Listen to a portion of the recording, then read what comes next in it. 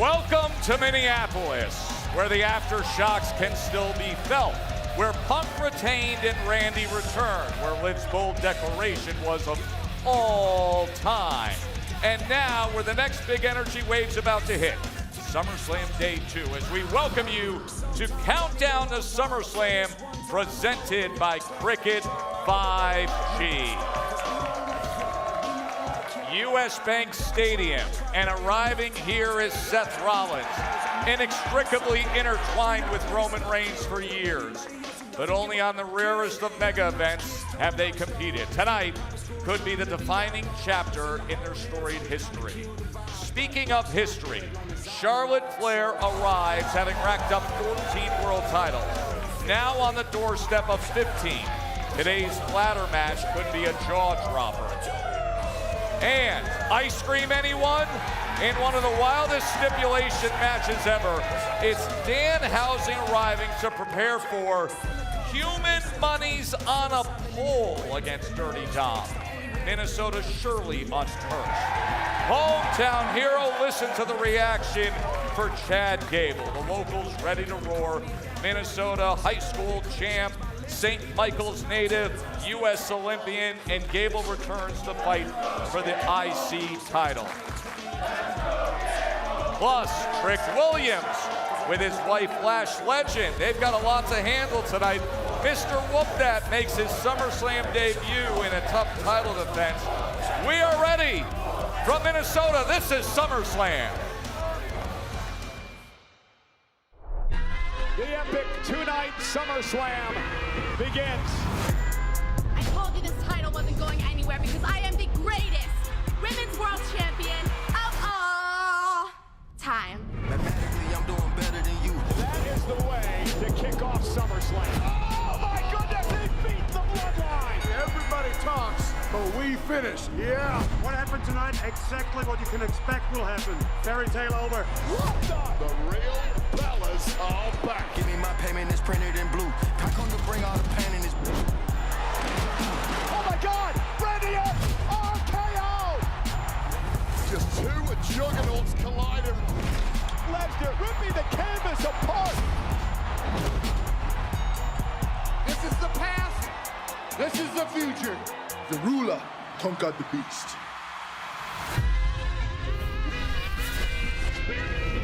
Yo, that first half was wow. But if you know the game, you know this is where everything changes. An interim women's championship ladder match. Sami Zayn, Finn Balor, a #1 contenders match. Prove to me that you ain't scared. This is that second half energy. Prove to me that you ain't a bitch. That fourth quarter, game on the line, who wants it more kind of energy? You and me, we came into this company together. We made this place our own. You and me. The culmination of a 14-year rivalry. Nights like this don't happen often. So when they do, you leave everything out there. Gable one step closer to his dream. Give us our money. Never. And tonight, Jets is in the building. Welcome to SummerSlam Night 2. Time to finish it. Man, how good is Justin Jefferson as we welcome you back to US Bank Stadium, that Purple Palace, over a month away from the roar of NFL football. But in the middle of 2 days of SummerSlam, that'll be tough to match the crowd noise and excitement as Countdown to SummerSlam is presented by Cricket 5G. Join Cricket Wireless, get reliable nationwide 5G on the AT&T network.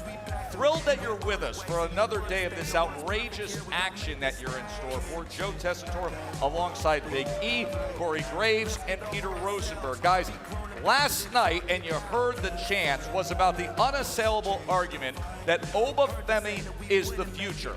Today's about the present. Roman Reigns and Seth Rollins as we look at this outrageous card for Sunday's SummerSlam. Obviously, we've all arrived here for Seth versus Roman.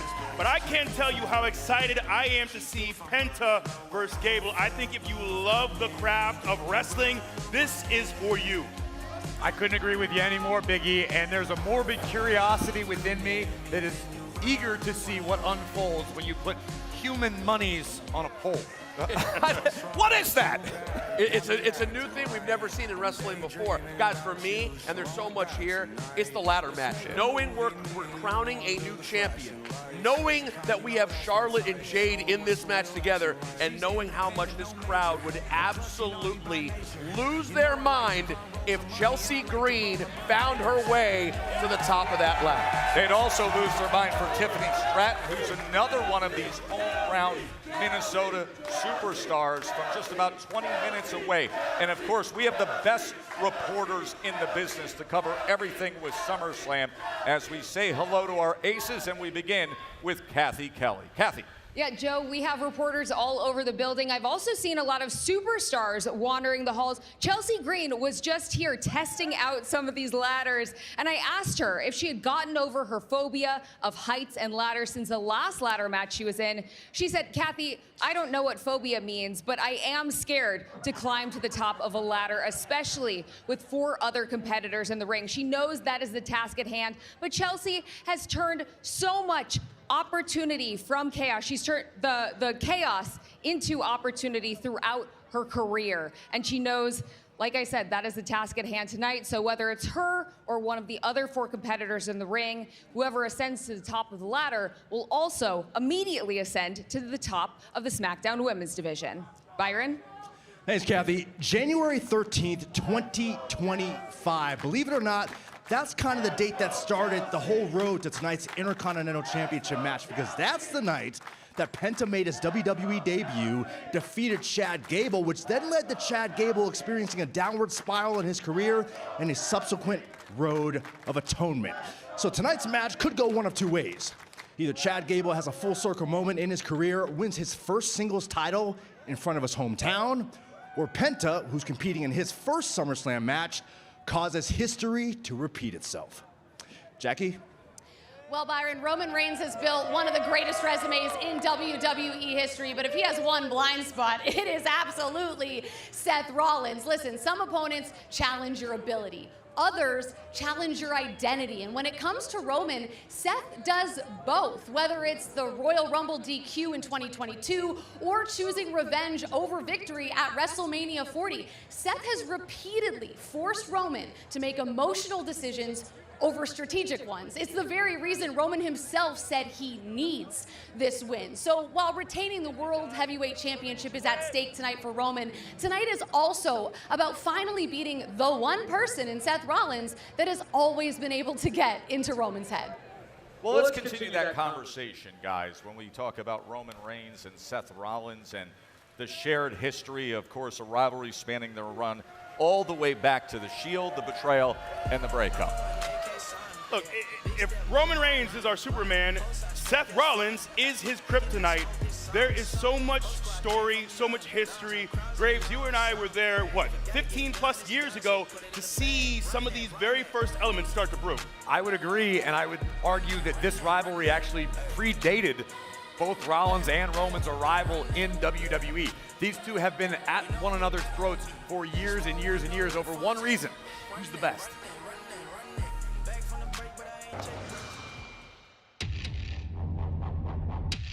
We had everything in front of us. There was no reason to ruin what we had. This was the hardest decision I have ever had to make.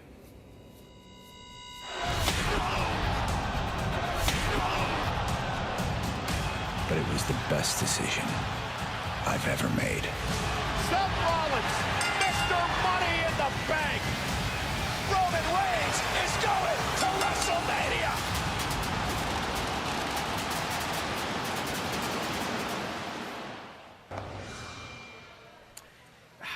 So, today, it's a new chapter to be written. How much of what we just saw plays a role still today?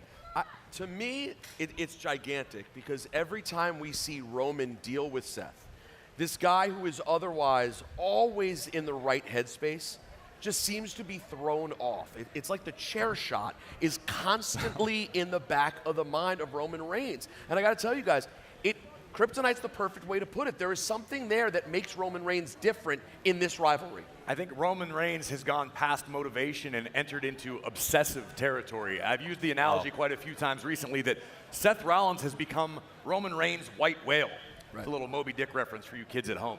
But Roman cannot sleep at night knowing that Seth Rollins still claims, still chirps, still wants to be the 1A to Roman. Seth has done everything Roman has done, with the exception of being viewed by the WWE fans in the same exact light as Roman Reigns is, and that eats at Rollins. Well, we talk a lot about what we saw on screen, but let's understand what it's like when we go back to the Shield, and why does this mean so much? Why does this matter so much to these two? They came up together as a trio, traveling, grinding, trying to get over that hump. There's so much shared history to really feel like this is family, and to be betrayed by that family. Look, a lot of time has passed since that turn, but I think that Roman has yet to process that. In fact, I would suggest maybe therapy. Therapy could help him get over that and be able to move on. We were talking about this last night. We've talked about it earlier today, about how this rivalry, maybe they weren't physically attacking one another, but this has gone all the way back to our days in FCW. And you guys sensed this all the way back then? Yes, because Roman was sort of preordained as the guy. Even in FCW? Even in FCW.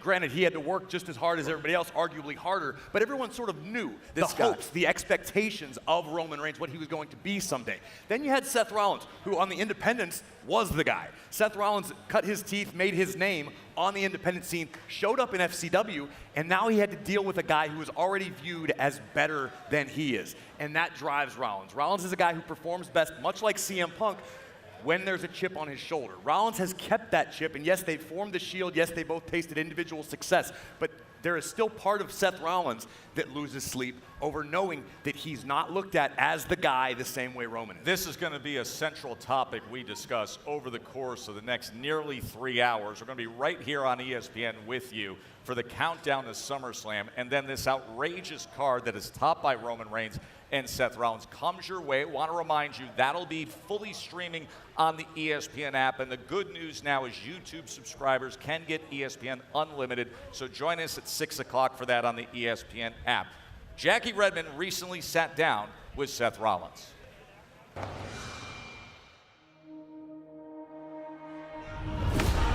you kidding me? Rollins assaulting Reigns. You guys are on top of the world. Why would Seth Rollins do this? A chair shot to the back of Roman Reigns. Do you believe that you made the right decision that night?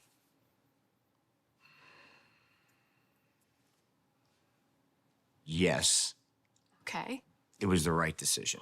I feel that because I think what it did was give us a chance, right? It gave both of us an opportunity, a chance to step out on our own and become the things that we were meant to become.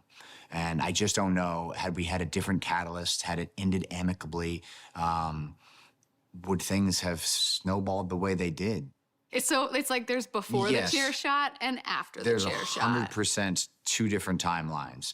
You try to fantasize What's about. What's that other timeline like right now where you don't do that? I don't know. And I don't know. And I don't know. Do you ever think about that? I think about it all the time. I think about it all the time. Most people don't get to the top without hurting some people along the way, making some tough decisions. How do you justify the bad decisions you've made while condemning some of the things that Roman has had to do to become the tribal chief? You know, I don't actually make a ton of apologies for the things that I've done. And I think that's the industry, and that's how I get mine.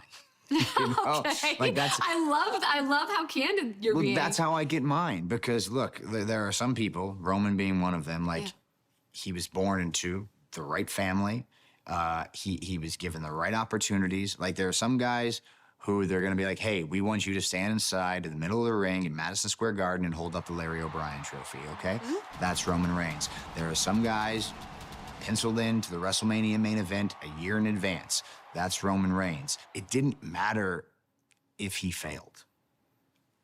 It didn't matter if he wasn't great at what he did. He could go out there and say, suffer and succotash, and it didn't matter. It didn't matter. he was still going to get the opportunities. And for me, I was chasing that for a long time. I was like, why can't that be me? Why can't that be me? And the only way to get mine was to find ways, to find cash-ins, to take moments, to find ways to kind of circumnavigate the system. I had to go around it because I was never going to be given those things. We're running 2 different races, and I'm okay with that, finally. It took me a really long time to go, okay, I don't have to be Roman Reigns, and actually, I don't want to be Roman Reigns. So I don't resent Roman as a person for what he has and what he was given. I suppose more than anything, I resent the system. It is hard for me to swallow sometimes. Of course, much more to come with Seth's conversation with Jackie Redmond. A massive crowd outside US Bank Stadium for this countdown to SummerSlam. Most of them were here last night when they watched history, what is being dubbed as the true passing of the torch of big men. It was hell in a cell, the brutal physicality between Brock Lesnar and Obafemi, including surviving a tombstone pile driver onto the exposed wooden boards. Fall from grace. Oba gets the victory, and then afterwards, the significance that happened. This is the past. This is the future.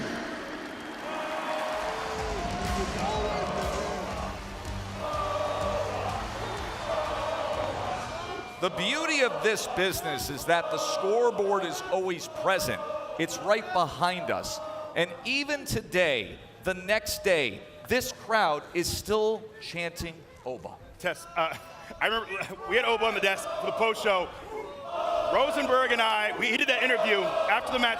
Rosenberg and I looked at each other and shook our heads, and that meant he's just got it. Yeah. He's just a guy.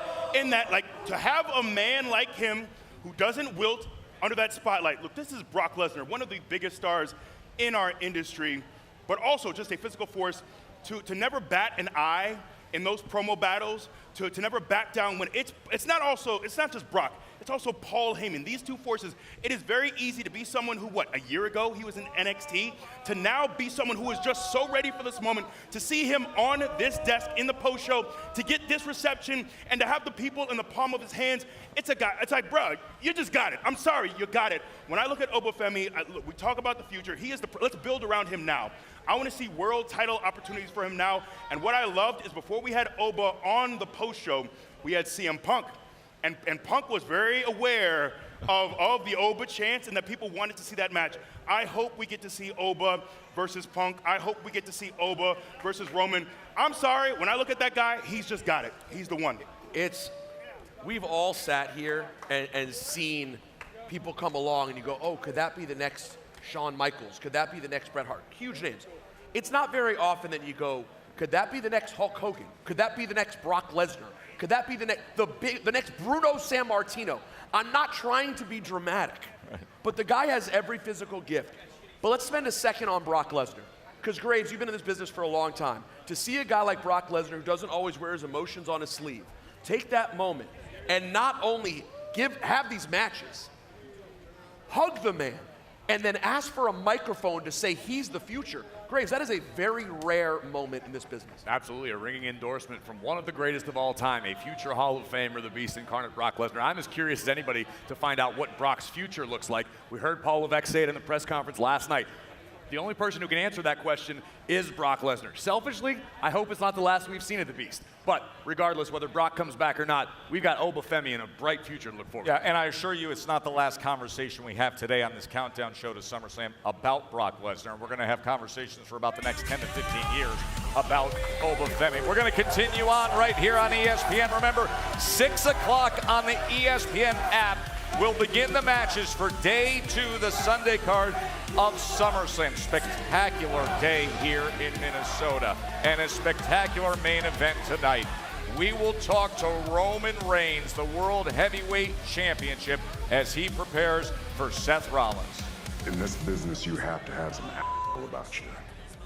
And Seth Rollins was the first example of that for me. It was an early lesson. And who's really the one to watch in the interim WWE Women's Championship ladder match? 5 megastars collide there. As we remember so many great moments through the years of SummerSlam.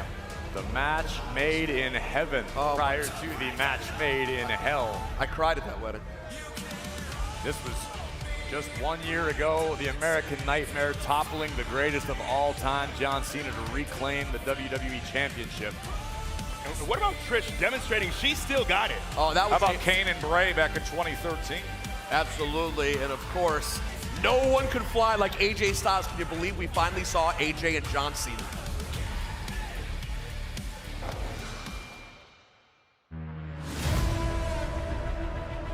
The wait is over, and Club WWE is live now.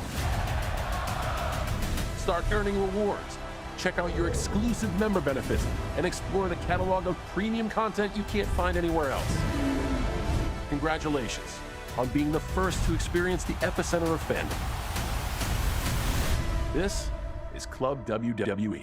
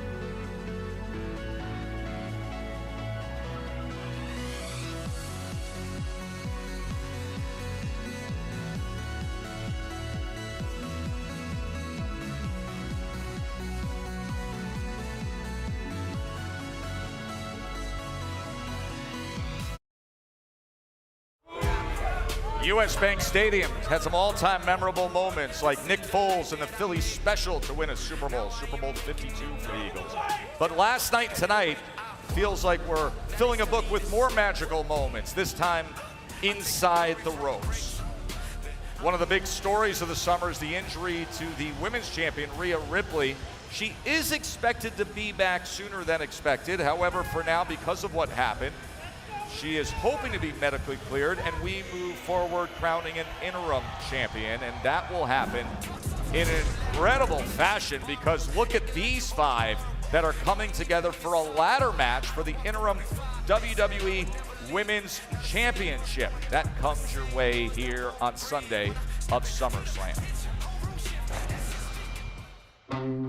Rhea Ripley will not be able to compete at SummerSlam. We have made the decision to crown an interim WWE Women's Champion. 5 women will have the opportunity to win the ladder match at SummerSlam. The winner of the ladder match becomes the interim WWE Women's Champion.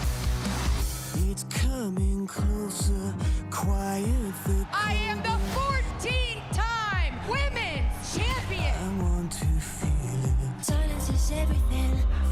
To focus. What these women don't understand is they can't see me when it comes to this champ talk. I know you need it. Forget the world together. I'm gonna go and bully all the rest of the little pipsqueaks that's in that match and get that championship. Just for a moment, she's getting too loud. Don't let it drown us out. I've been doing this for 10 years. It's my time, honey. There's chaos all around. So lose yourself. Walking in with the U.S. Championship, 52 belts has a very nice ring to it. Take a breath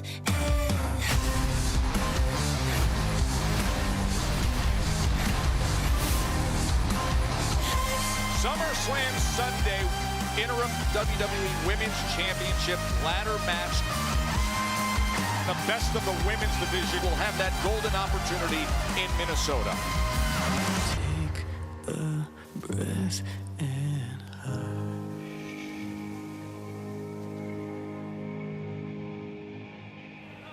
And of course, it includes Minnesota's very own Tiffany Stratton. She's arrived back home, trying to become a double champion. Grew up not far away from this stadium, was a gymnastics star. Has been swamped by fans every day here. Everybody wanting to see if she can conquer it.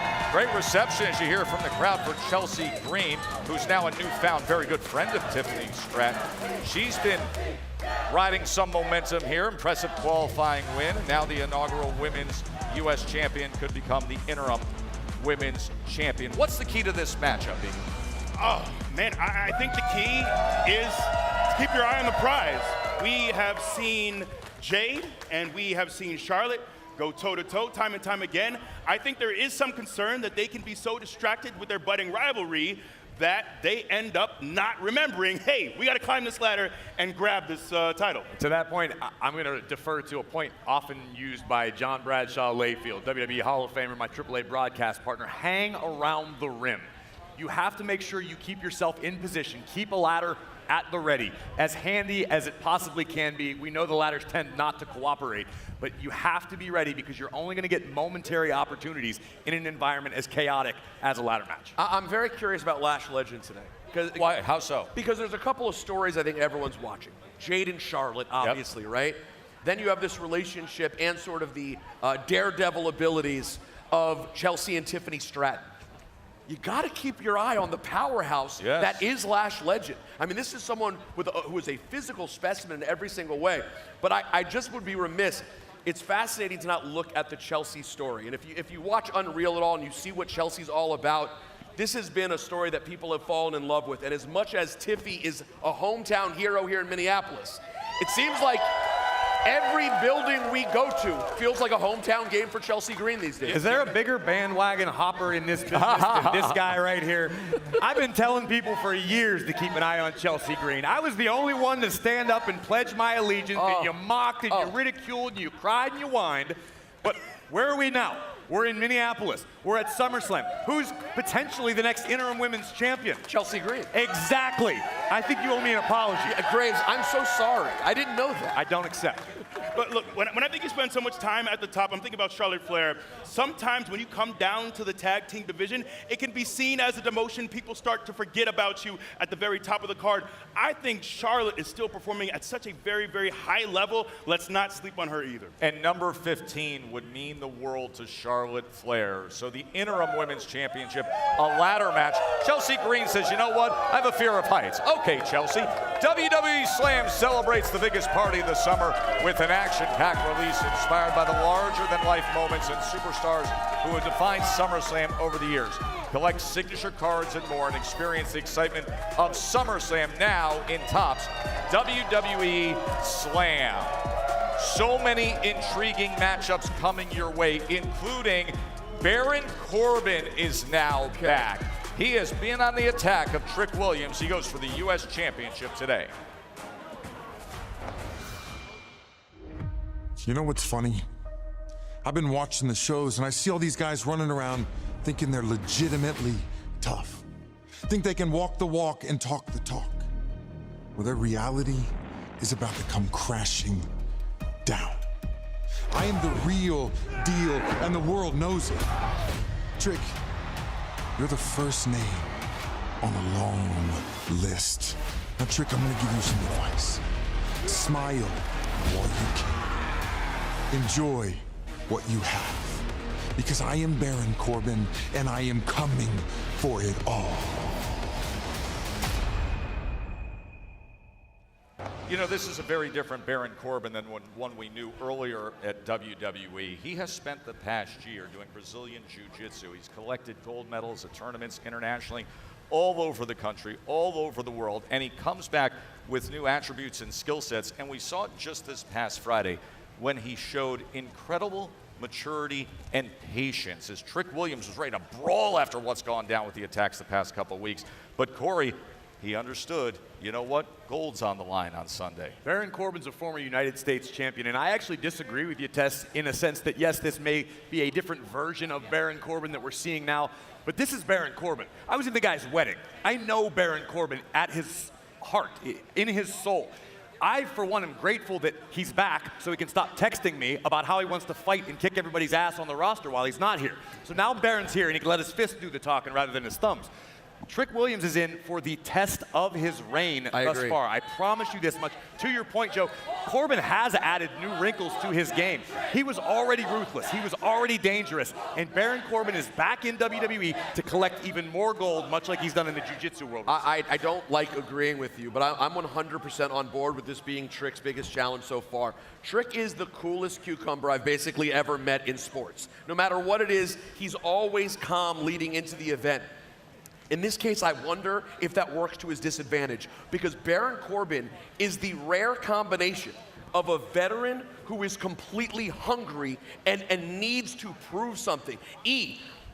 I really do think this is the biggest test yet for young Trick. There might be something to that, but I think with Trick, like him being as cool as he is, be you. Trick just needs to be himself. Don't change a thing. He knows who he is. I think, okay, there is a lot of onus and pressure on Corbin, but for Trick to be the star that we all believe he can be, he needs to get past this test. So I think Trick has the mindset of let me go out here tonight and let me show out.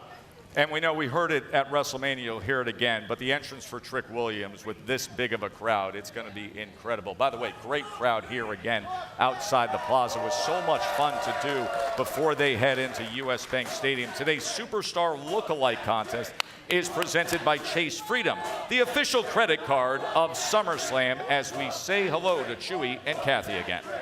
Joe, I didn't get to see your suit earlier. You're looking sharp. We also have some superstar lookalikes here. You know the drill. Last night, we crowned a champion. They got floor tickets to SummerSlam Night 1. That is also what's on the line tonight. We've got Danhausen, we've got Penta and Little J. I'm ready to whoop. Are you guys ready to whoop that Trick? Can we do that? Hit the music, baby. Impression. Come on. Let's go. Hell yeah. Louder. SummerSlam. Come on. I love this. The face paint hasn't melted it off yet. It's a little toasty outside. I'm Right. so sorry. Human Monies is not on the line, but I think Danhausen Yes. is the winner Congratulations. of this look-alike contest. Congratulations, 2 floor seats to SummerSlam tonight. Yes. Back to you guys. I'm so excited. Whoop that trick, everybody. You'll be hearing Whoop That Trick coming up tonight inside US Bank Stadium. And still to come here on the countdown to SummerSlam, a look back at the winners last night and the impact that now has moving forward. Who does CM Punk face next? As Finn Balor will be in the spotlight in a #1 contenders match today from Minnesota. This summer,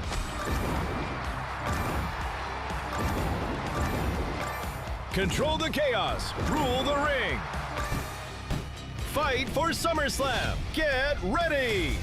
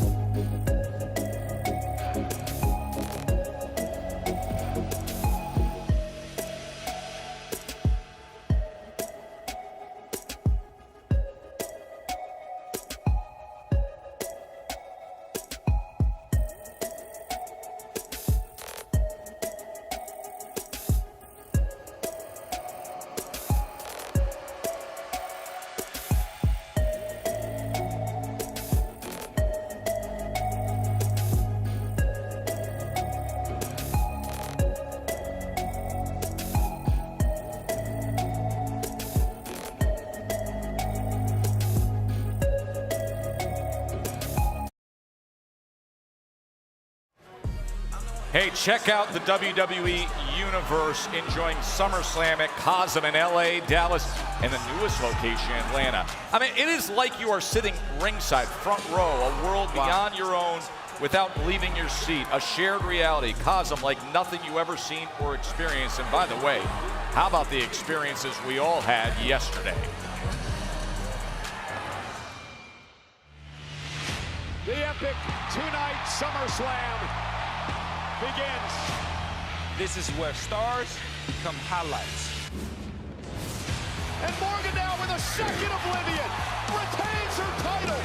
That is the way to kick off SummerSlam. This is going to be a chaotic brawl. BFP, they beat the Bloodline.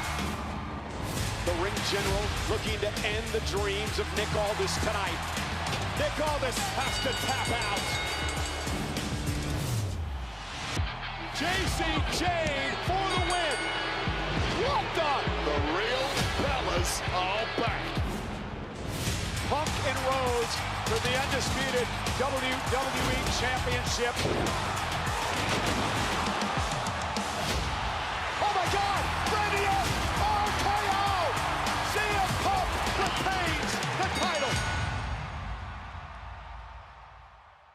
We are now set for our main event, the Hell in a Cell. Just two juggernauts colliding. By the steps, bounced off Femi. What the hell is going on? Lesnar ripping the canvas apart. Tombstone, Alma kicked out. Alma Femi slays the beast.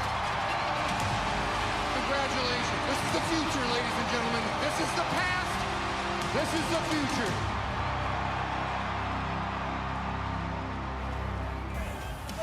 Just a massive day one, and of course, the results from day one will have a ripple effect throughout everything we saw. Liv Morgan able to retain, LA Knight, Royce Keys, and Solo the victors, as was Gunther, JC Jane and Fatal Influence, and then Punk still the champion, and Oba crowned the future. Then there was the Viper. Yeah, it had been a while since we'd seen Randy Orton, and the last time we saw him, guess what he was doing? Kicking Cody in the head. Exactly, punching Cody in the head. Well, this time, different move, similar result, RKO.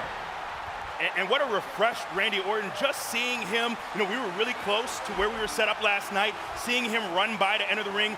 This is a Randy Orton that I think is going to be laser focused moving forward. And I think the important thing to realize is CM Punk on this post show last night admitted to us that he had no idea that it happened. It wasn't until the replays were airing on the stadium screens that Punk realized that Orton had interfered, thus basically handing CM Punk the victory on his silver platter. By the way, you make me laugh because we're sitting there on the side set when all of a sudden Randy Orton did what he did. He runs past, he's got the biggest grin on his face, and he's blowing kisses to the entire crowd as he just blew up the championship match. He really enjoys being an agent of chaos. He does. He does. And then, of course, you mentioned, Corey, what happened last night right here on his set. This was CM Punk. What are the odds Cody gets another crack at that thing? I think the odds are very good. Obviously, he deserves one. We saw the RKO. We saw the ref down. I didn't see, run it back. I don't care. Do you want to see it again? They're the boss. Randy, I'm not stoked what Randy did. Randy's a snake. Randy wants some, he can get some. His dad Bob can get some. As much as I would like Finn to progress, I don't know if I want to wrestle a friend again when I could punch Sami Zayn in his stupid loud mouth.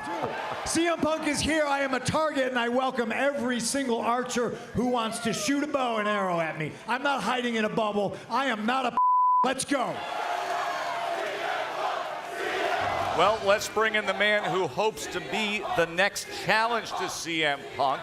Today, Sami Zayn will be in the #1 contenders match for the WWE Championship. Sami, we really appreciate you spending some time with us as you're making your final preparations for SummerSlam Day #2. What's your mindset right now?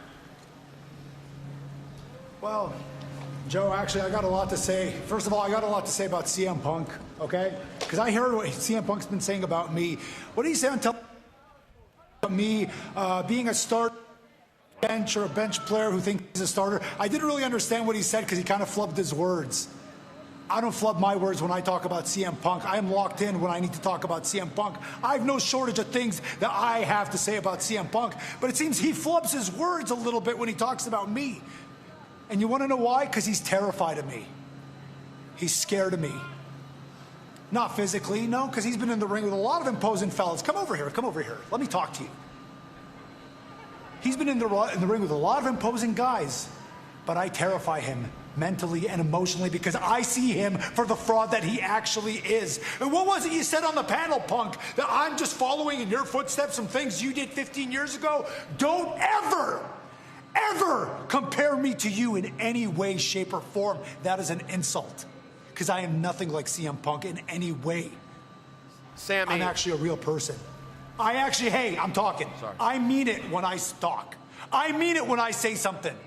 CM Punk, he talks the talk. I walk the walk. I've been walking the same walk my entire life, my entire career. I actually stand for something. He stands for nothing. Do not ever compare me to CM Punk in any way, shape, or form. That's what's on my mind. Sammy, obviously you were super affected by what Punk said, and with good reason. I totally get it. How do you now put that behind you and focus on Finn Balor here at SummerSlam? Well, because CM Punk, I got to go through Finn Balor. And listen, Finn Balor, I understand it. I get it. I respect him just like everybody else. And in a lot of ways, our stories are very parallel. He won the championship right out the game, went on a 10-year drought. I went on a 10-year drought, finally won the championship. But now both of us are in the same boat. We both have that same level of desperation. Difference is, I need this. I need this to get back what CM Punk stole from me. I'm unrelenting, Finn, and you're going to find that out tonight. And CM Punk, you're going to find that out real soon. Sammy, we look forward to seeing you later tonight. That is Sami Zayn. He'll be in the #1 contenders match for the WWE Championship to see who moves forward to face CM Punk. It's Sami Zayn against Finn Balor. You know, Sammy sits there, he talks about justice for Sammy. He says, I only had this for 9 days. Finn Balor a decade ago had it for 1 day, Corey. SummerSlam, the first ever WWE Universal Champion. Finn Balor, Seth Rollins, main event, unbelievable match, unbelievable event, so many memories, but Finn Balor suffered a catastrophic shoulder injury that very night, and all of a sudden, all of Finn's big plans stalled. And the nature of WWE is if you're not moving forward, someone's going to eclipse you sooner rather than later, and Finn has had to scratch and claw his way back to this opportunity. Sami Zayn, like he just said, went 10 years without tasting gold. Sami Zayn is fighting, we just saw, like he's never fought before. You could see the conviction in the eyes of Sami Zayn. I think Finn Balor, as much as he loves SummerSlam, as much as this is his wheelhouse, I think Finn's in for the fight of his life tonight. And both Sami and Finn have dealt with setbacks, but Finn handled his with, I think, a lot more grace. I wonder if Sami's rage is going to help fuel him or possibly distract him from getting back to that opportunity. Yeah, that's sort of what I was alluding to with Sami. Listen, I believe Sami was done wrong. He was not prepared for that matchup. That's a very tough break. But first of all, I want to shout out to our guys in the truck, the trolling, the algorithm hustling that we just did to play Punk's words right when you knew Sami would hear it and go completely off the rails like we expect. But I love that both of these guys have such a history with CM Punk. Obviously, Sami with the immediate history, just losing the title to Punk. But don't forget, guys, Finn Balor's sort of redemption that he's been on recently, that goes back to Chicago, their incredible title match at Elimination Chamber. So no matter which way we go with CM Punk, the future's gonna be a lot of fun for us. It is. CM Punk talked about that future last night. The words that Peter is referencing is when he said he doesn't know if he wants to fight a friend, somebody he respects again, like Finn Balor, when he could instead punch Sami Zayn in his stupid, loud mouth. We will see where that goes. Better words with better melodies come out of a superstar's mouth, and that is Darius Rucker. Darius Rucker, the music legend, is going to sing the national anthem today, and he's going to join us live right here on set for the SummerSlam Countdown, plus Roman Reigns, Seth Rollins, more to come there. Seth Rollins said in a recent interview that you started at third base.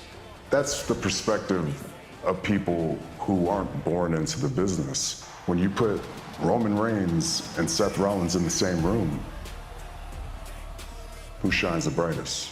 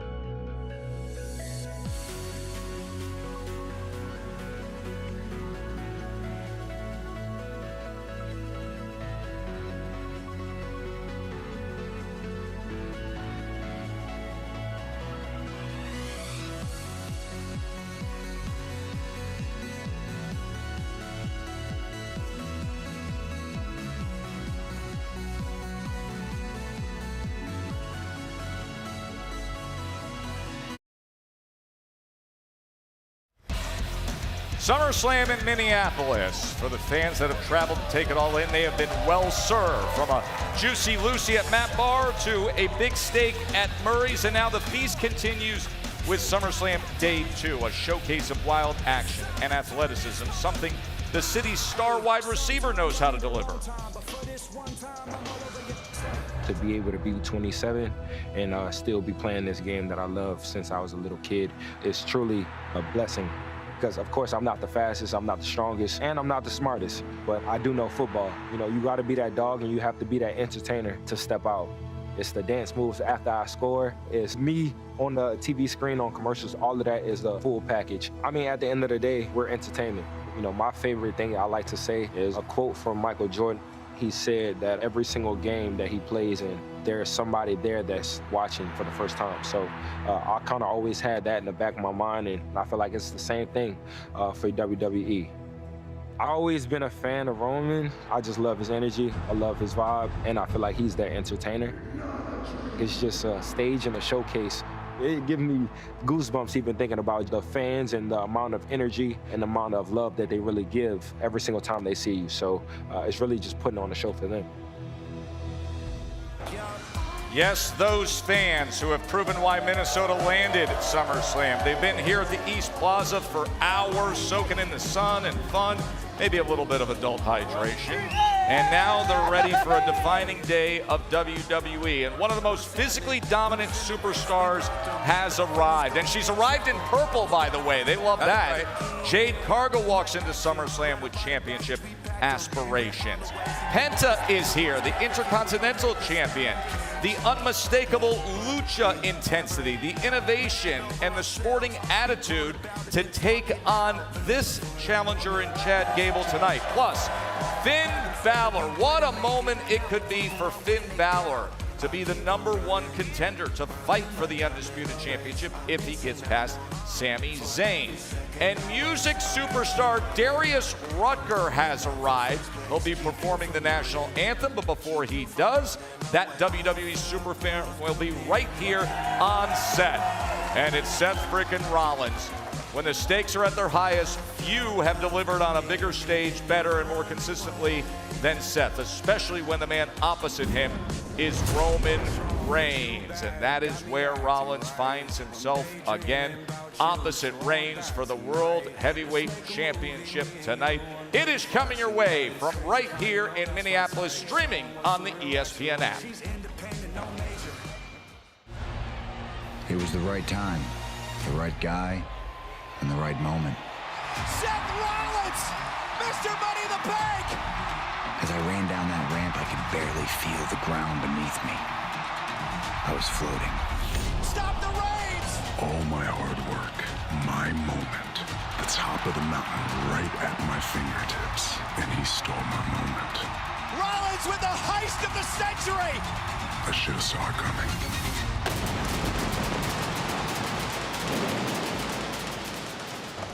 It's going to be an amazing atmosphere inside that big building, US Bank Stadium. And of course, the man who's going to be calling the action is Michael Cole. Good afternoon, Michael. Good afternoon, Joe. Thanks a lot. You know, the main event tonight will be Roman Reigns versus Seth Rollins for the World Heavyweight Championship. This story really began 12 years ago, the night that Seth Rollins took a steel chair and planted it into the spine of Roman Reigns and Dean Ambrose. What that did was break up one of the greatest groups in WWE history, known as The Shield. Over the past dozen years, Roman Reigns has been obsessed with making Seth Rollins pay for that moment. So obsessed that it cost him a championship at WrestleMania. Well, I had the opportunity to sit down earlier this week with Roman Reigns to talk to him about this obsession and how he planned to handle those emotions tonight. This is part one of that interview. Seth Rollins has said that the Shield chair allowed Rollins to be the architect of Roman Reigns' career. How do you feel when you hear that? Well, I think it's complete bull. I don't think there's any truth. I mean, it's a skewed perspective. Him, what do we call it? Like Monday morning quarterbacking, trying to fix things after the fact, trying to give himself relevance, trying to give himself purpose. It taught me a lot of lessons early. You know what I mean? Some people take those as losses. I look at them as lessons, and I should have listened to my brother, my blood brother. He told me a long time ago, and I've said this before, in this business, you have to have some about you. And Seth Rollins was the first example of that for me. It was an early lesson. You mentioned your brother. And as we're talking about family, it's interesting because Seth Rollins said in a recent interview that you've had a privileged upbringing. Your family, of course, being from the business, that you were given every opportunity, that you started at third base, where Seth Rollins had to claw his way to the top. How would you respond to that? Look, that's the perspective of people who aren't born into the business, yeah, the door's open. But it's about what you do in the room when you get there. And the facts are very clear. When you put Roman Reigns and Seth Rollins in the same room, who shines the brightest? Seth has talked about this being his dream since he was just a little boy. But he looks more comfortable on the NFL Network than anywhere else. These guys are liars, and they'll tell you anything to be the guy. Not me. I'm real about it. I love being from a wrestling family. I love being a legacy. If you think I was born on third base, then you should be ashamed, because it only took me from third base to home to figure this out better than everybody else. Okay, let's talk about SummerSlam. When you're in the ring and you look at Seth Rollins, who do you see? Your brother? Or do you see something different?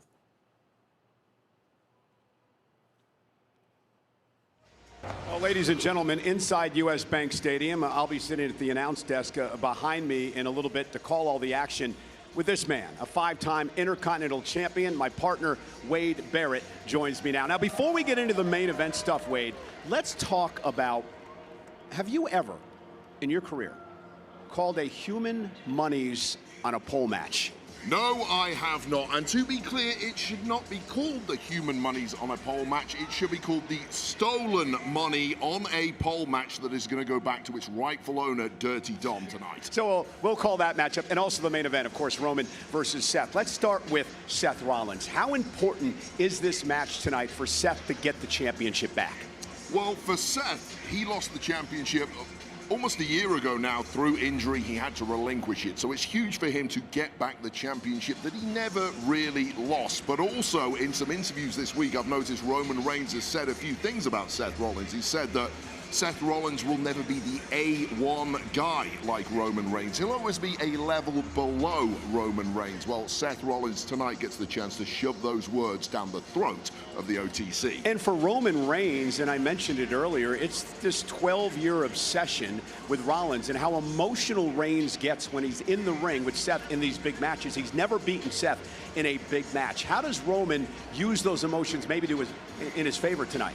Yeah, well, Roman clearly wants to exorcise that ghost of Seth Rollins that has been haunting him for the past 12 years, the betrayal after the Shield. And you're right, Roman does get incredibly emotional in the big moments, even more so when in close proximity to Seth freaking Rollins. Well, Roman needs to keep those emotions under wraps tonight if he's got any chance of defending that title. Well, I cannot wait. Wade and I will have the honor to be at ringside to call the World Heavyweight Championship match for SummerSlam Sunday. Right now, let's check in with Byron Saxton and Chewy Martinez. Thank you very much, guys. So it's pretty warm, to say the least, outside U.S. Bank Stadium. But we have found the coolest location here because this is the official Danhausen ice cream truck. The line has been crazy all weekend long, and I think we need a sample, brother. I think we need to spin this wheel, Byron. So the options on the wheel are to determine if you're very evil, very nice, or cursed. You want to give it a spin? Let's go. Okay. All right. Oh, my shoulder just bumped into it accidentally, and it says that you are very nice. Congratulations. I'm very nice. Thank you, Byron. You're nice too. Oh, you're so kind. So, speaking of very nice, very evil, those are the names of the flavors of the Danhausen popsicles. You got two. We got refreshing lemonade and mango with some tahini, bro. Tahini? I love tahini, I like bro. that. Hey, you know what else happens at the Danhausen ice cream truck? What else? Love is in the air. Okay, get because over here, I just discovered, what's your name, sir? Blake. And? Abby? Blake and Abby just got engaged. Congratulations, you guys. Wow, that's beautiful. Beautiful. Look at, we got the ring and everything. A little bling on the ring, little love at SummerSlam, handshaking, it's okay. I think we need some ice cream to celebrate. I think we need that's some a great ice cream idea. to celebrate. Well, we got mini houses. We got mini houses and ice cream. Grab one, guys.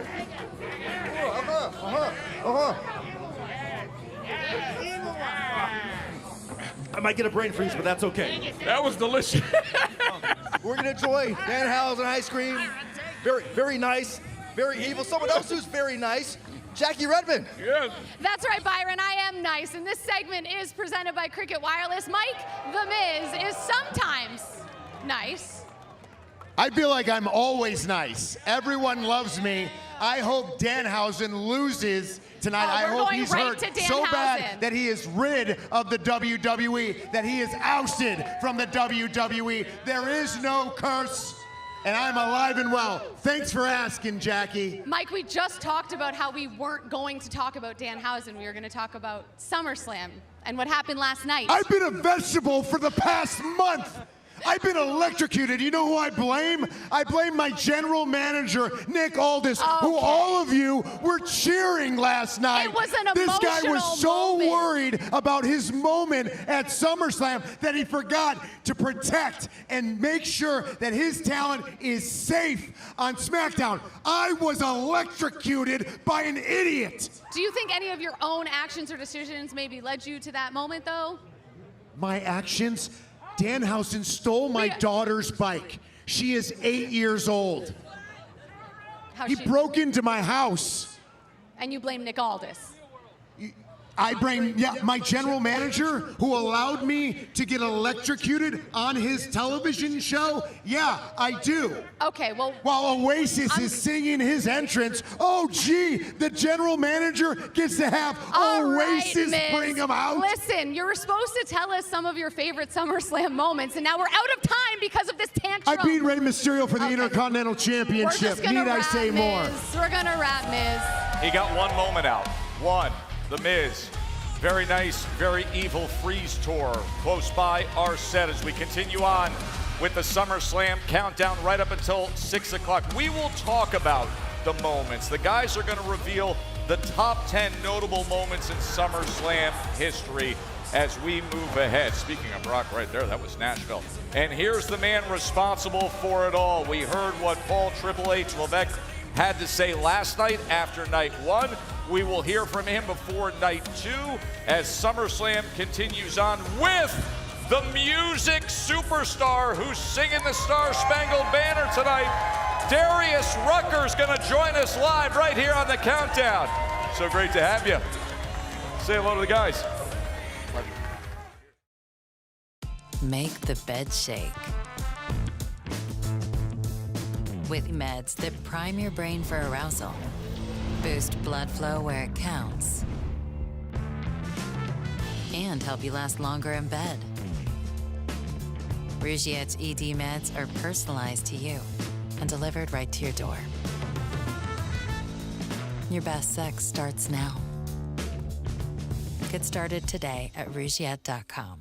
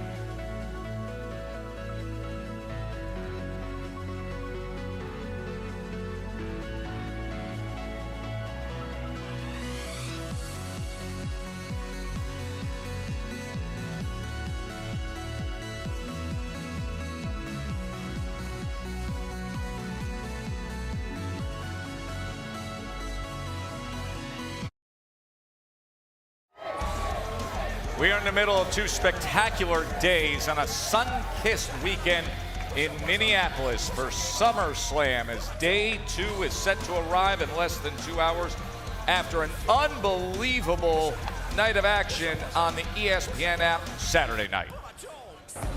I hope you will be joining us for the biggest party of the summer. Slam is taking over Minneapolis. There is no ceiling. 1, 2, 3. Big weekend, SummerSlam. Please welcome Cody Rhodes. Ain't nothing topping this right here. But at the end of the day, I feel like it's a dirty win.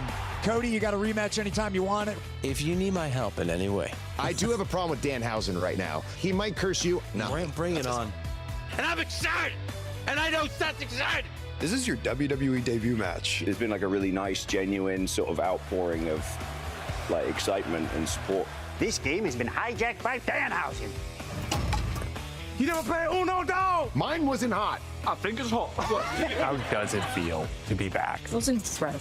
I feel truly blessed.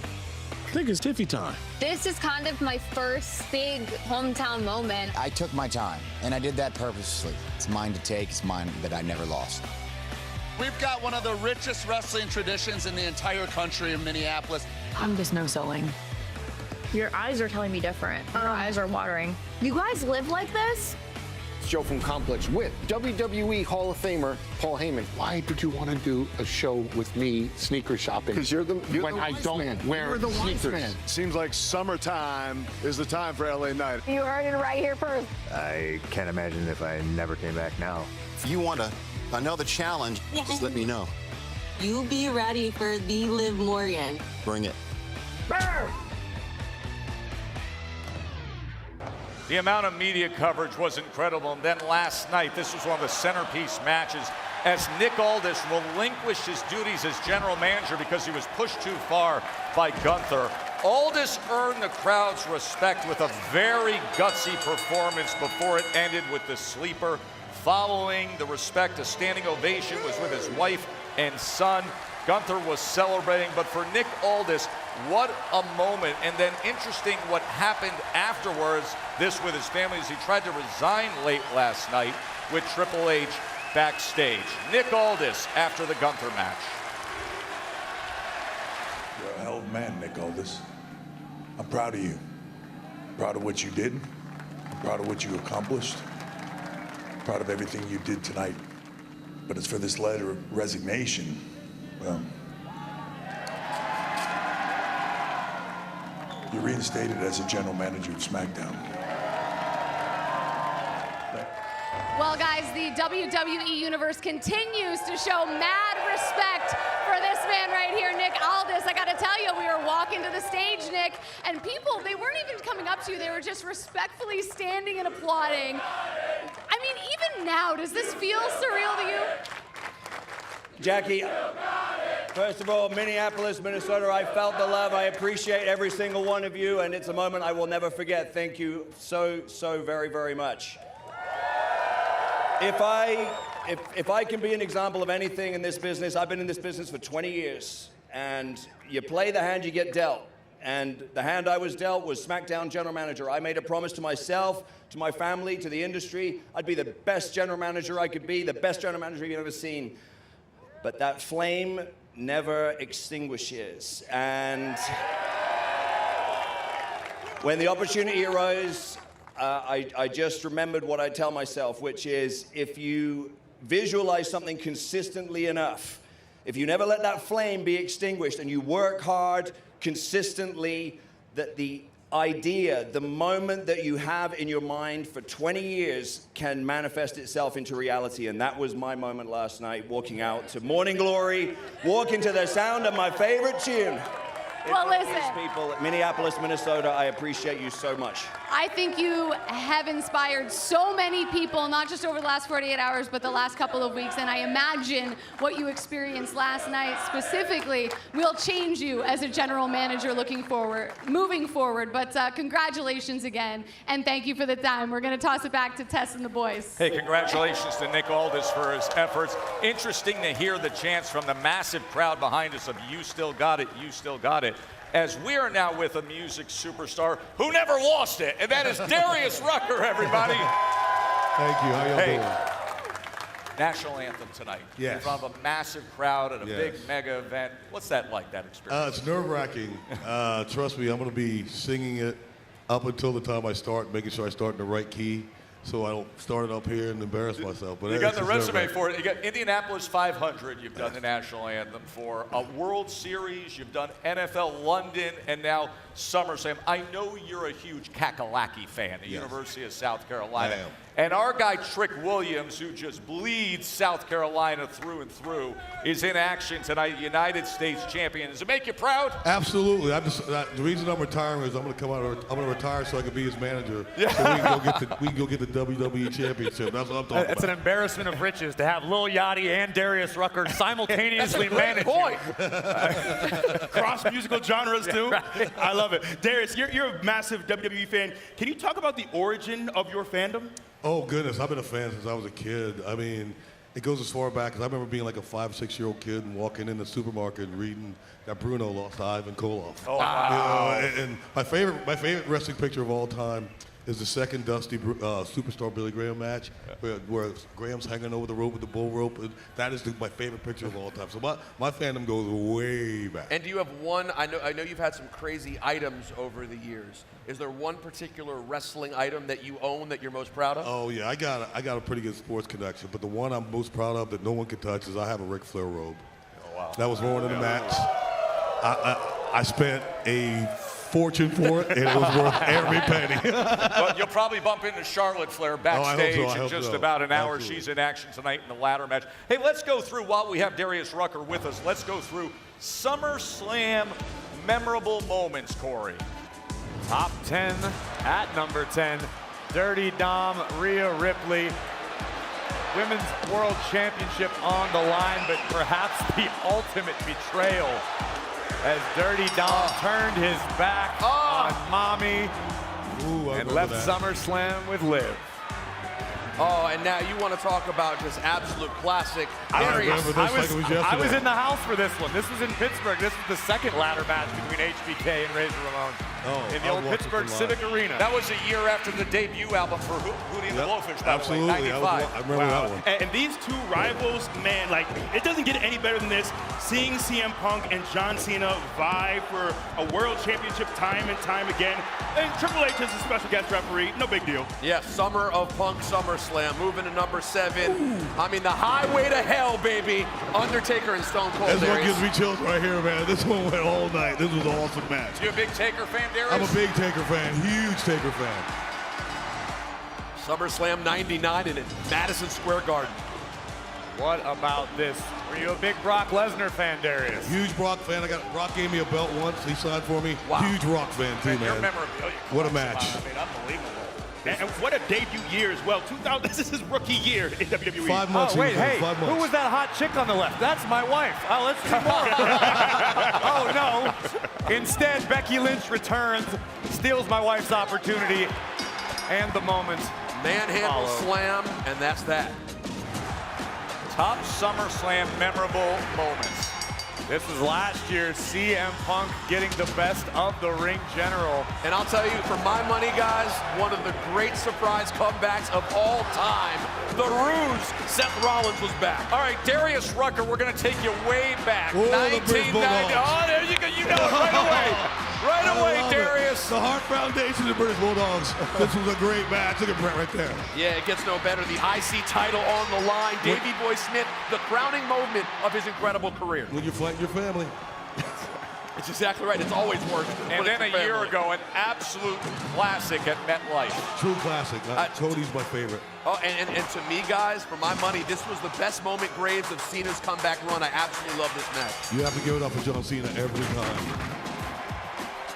And last but Nashville, certainly Tennessee. not least, we've seen Brock Lesnar do incredible things with the ring. We've seen the ring fall apart. We saw it last night. We never thought we would see heavy machinery used to lift the ring off the ground. What a moment. I was ringside, relatively sure my life was about to come to an end. I actually jumped over the barricade into Kid Rock's lap because he was in the front row to avoid being crushed by the ring. Hey, Darius, I heard you while we were going through those memorable moments. You had so many who you loved, and you said, oh, Cody's my favorite.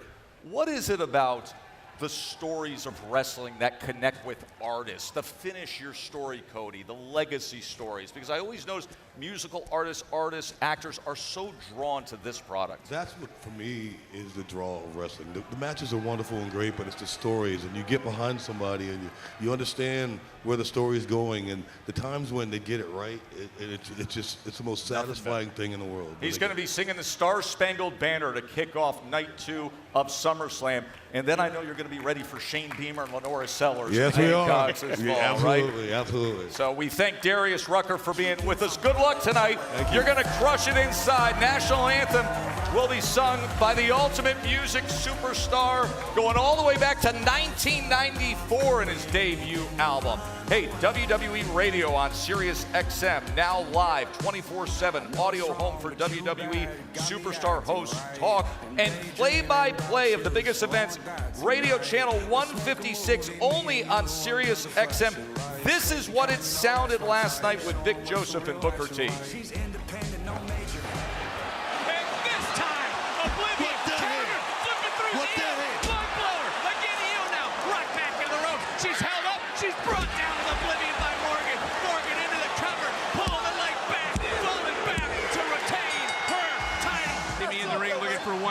But Jay doesn't realize Jimmy just got wiped out by the Samoan spike from Solo Sikoa. Jay turned around, ran into the top rope, ramp side, turned around into BFT. LA Knight into the cover, and the bloodline gets put down. Oh my God, it's Randy Orton, the Viper. He's back, and he just struck. RKO to Cody. RKO to Cody. The venom of the RKO is going through the veins of Rhodes. I mean, it was absolutely amazing to be part of all that history last night. First time ever with all of you, everyone at home, in your car on Sirius XM, channel 156. And Book, I mean, that was night 1. Are you ready for night 2? Oh, yeah, baby. Are you ready? Are you ready for night 2? Oh, shucky, ducky, quack, quack. And you say it's all about the people, right? Hey, look here.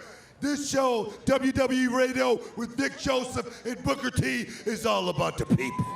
The people!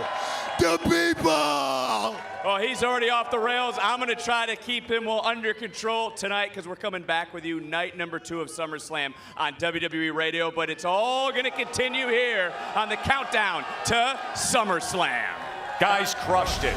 Audible available now on channel 156, and they will be calling the action of the United States Championship. Will it be end of days? Hitting Trick Williams. Baron Corbin has returned, and he is out for that championship. Plus, of course, Roman Reigns and Seth Rollins. From him many times, and most times when I look over, I see my wrestling soulmate. I see somebody that I put confidence in. And then I see someone who also crossed me. SummerSlam TakeOver. It has been so impressive. The Superstore, the massive facility there at the Minneapolis Convention Center. Superstore is open until 11 p.m. tonight. So get your merch right here at the Minneapolis Convention Center as we continue on with day 2 of SummerSlam. Hey, what's up, everybody? We're the Super Troopers. We're at the WWE TakeOver, and we're gonna go over here and walk around and give out some tickets, meet some fans, and have some fun. It's rowdy here. I think we should just jump in the ring tonight. What do you guys think? Yeah, I want to get in the ring and talk trash. You kidding me right now?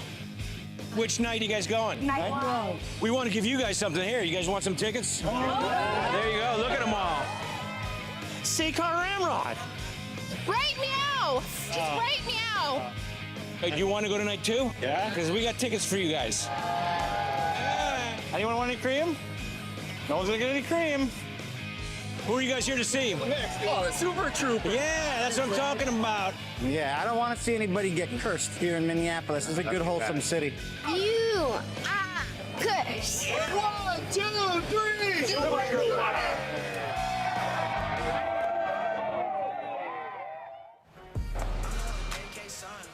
Awesome scene here at the East Plaza outside US Bank Stadium.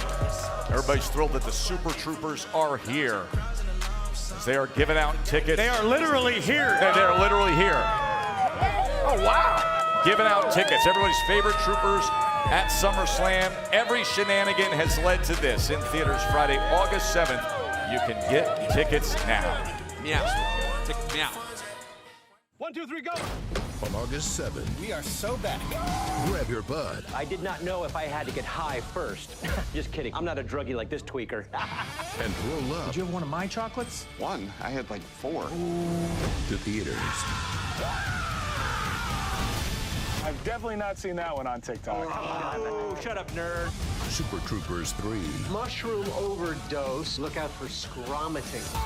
I get it. Scream, vomiting. Rated R. Only in theaters August 7th.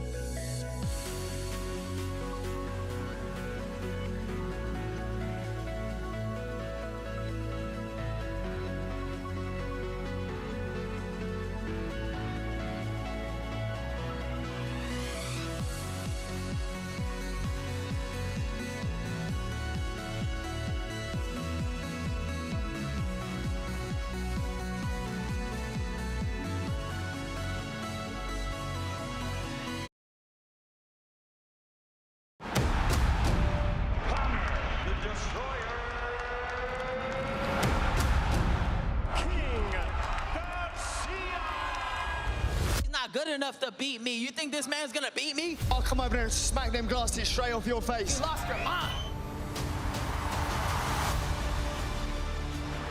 This for the welterweight championship for the world. There's not gonna be a 12-round war, I promise you that. He's not good enough. He can say whatever he wants. I don't quit. I don't stay down on one knee. proven. Easy work. Easy work.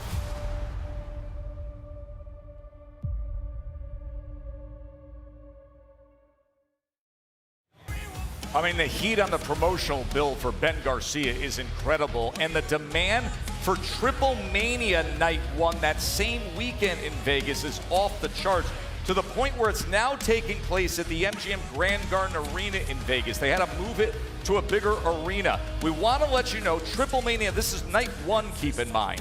Pre-sale for tickets starts tomorrow at 10 a.m. Pacific time. Tickets go on sale to the general public this Tuesday at 10 a.m. Pacific via AXS.com.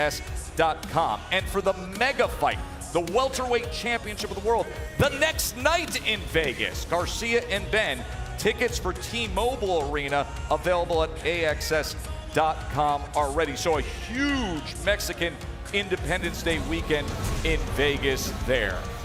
And it's a huge night for Trick Williams, as we have talked about.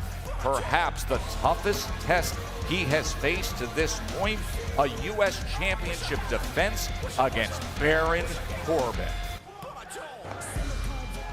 In case you ain't noticed, a new star has arrived, and his name is Trick Williams.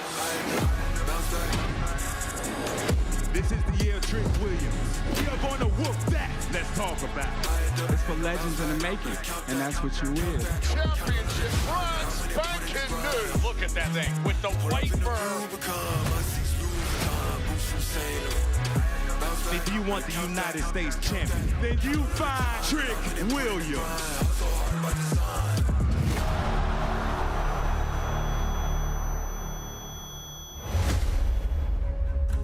Baron Corbin! Baron Corbin is back! Trick, I am coming for it all. Hey, look here, you big bald-headed bum. Prove to me that you ain't scared. Prove to me that you don't belong in retirement. Fight me at SummerSlam. Strict of a line, that is no bluff. Baron, you gonna come out here so I can trick slap you all the way to Minnesota? At SummerSlam, it's gonna feel like you are in quicksand. It's gonna be suffocating. It won't be fun, and it will hurt. At SummerSlam, I'm taking that title, and there's nothing you can do about it. Hey, Baron, on Sunday, won't be no title taking. Tell them what we gon' do.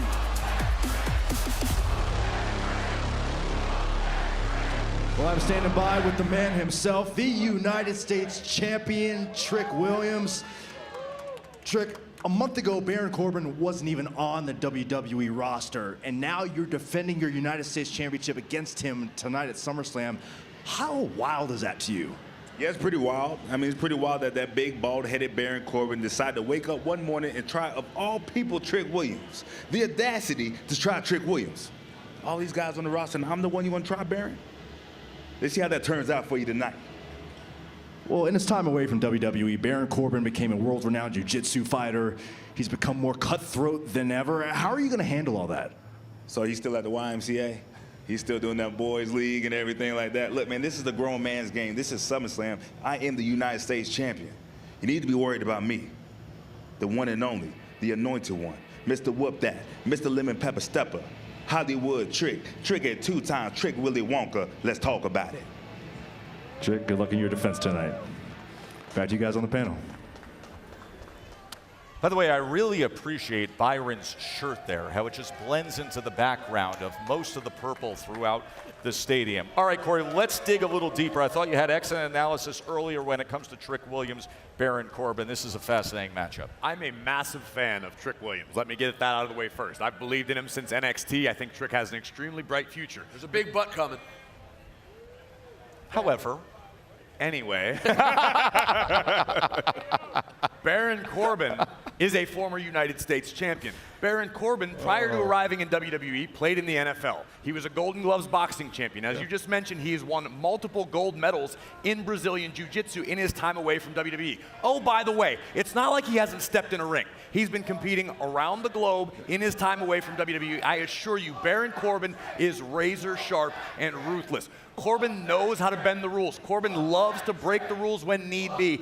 Baron Corbin will do anything and everything in his power to take Trick Williams' United States title tonight. Let's talk about that. Grown folk on the set. That's Please, right. That's continue a fact. on. I think the main thing, if you're a fan of Trick Williams, you got to be worried about is maybe the most underrated finishing move in WWE history. I mean, can we just be honest? End of Days is about as crazy a thing as anyone does. And I know that you believe in Trick, and I do too, man. He's given us every reason to believe in him all along the way. But he has to avoid that, because if he feels End of Days, it could be good night championship. He has to, but we don't see men his size that often go up for End of Days. So we'll see if Baron can even get a man that size. I think that Trick Williams, this is the largest man as far as his physical stature he has had to defend his U.S. championship against. I think that will be a bit of a test. Baron Corbin is someone who we have seen go away from WWE for a time, but he's also someone who has the experience of being in these main events. He's been in the ring with Seth many times. He's been given these big spots, so he's used to that. But I think Trick Williams is ascendant. I think it's his time. I think he's someone who is destined to do massive things here in WWE. And I think, look, I'm not sleeping on this hurdle that is Baron Corbin, but I think Trick Williams is built for this moment. It was only a few weeks ago when Trick Williams was going about his business with Carmelo Hayes, and then the shocking return of Baron Corbin, and now this major obstacle he has to deal with here tonight, the United States Championship, from right here at US Bank Stadium. Want to remind you that LJN WWE Superstar action figures are back, and they're better than ever, bringing the unmistakable retro-style fans know and love to an all-new lineup. It's Wave 5. It arrives at Target in early 2027, and it features Jey Uso, Brother Love, the Hall of Famer, the Iron Sheik, speaking of Minnesota connections, a special Ichiban Hulk Hogan figure. You can pre-order LJN WWE Superstars Wave 5 now at Target.com. And with that, a chance to say hello again to Jackie. Well, Tess, there are certain high schools in this country that just breed excellence. Highland Park calls guys like Clayton Kershaw and Matthew Stafford their alumni. Pauley Tech has graduates that include Tony Gwynn and WWE Hall of Famer Snoop Dogg. Junipero Serra gets to brag that legends like Tom Brady and Barry Bonds went there. Yeah, those guys went to the same high school. Fun fact. Well, right here in Minnesota is a high school that breeds wrestling excellence. Great to see you. We don't see each other enough. Who is that guy? Oh my goodness. Recognize that guy there? Jeez, that haircut. Here's something you might remember. Oh yeah. Number 81. Oh yeah. A football picture. Right? Bingo. You were a good football player. 5 of us played high school football. Kurt Hennig, Rick Rude, John Nord, Nikita Koloff, and then Barry Darsow. But I don't ever recall, one time, even jokingly, I was talking about, hey, let's all get into pro wrestling one day, I mean, for the majority, it was football. Nikita Koloff's dream of playing football would turn into a Russian nightmare. The Russian nightmare! Nikita Koloff!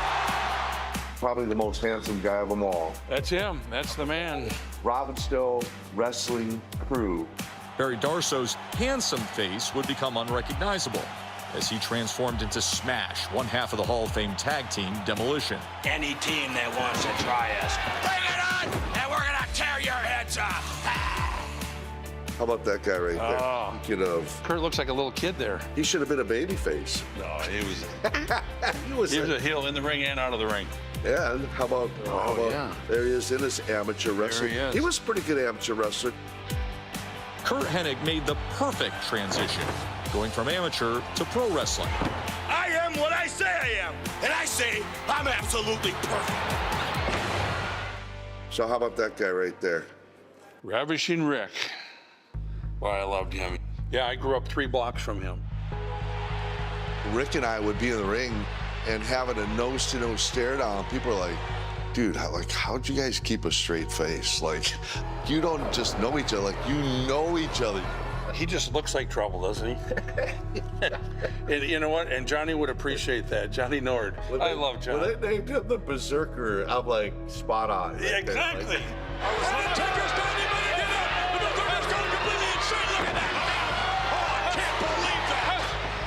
You go in the locker room and you're telling the stories from back in high school, and it was just like you were back in high school. Each one of us would help each other. So when you get in the ring, you go against the perfect team. Whatever was needed to happen to help them or help you, that's what we did. And I think that was Robbinsdale. Robbinsdale was such a competitive place. You wanted to be the best at what you did. Getting in the Hall of Fame just showed how hard you worked. And I think Robbinsdale was a big part of that. Robbinsdale instilled in us friendship, loyalty, the camaraderie that would later translate into our professional wrestling careers. We had what you might call the perfect combination. I value our friendship. Same way. I wish we could see each other more. Great to see you, brother. Love you. Love you too, my friend. Appreciate you. So not far away is Robbinsdale High School. Big E, I mean, what are the odds that one local high school does that?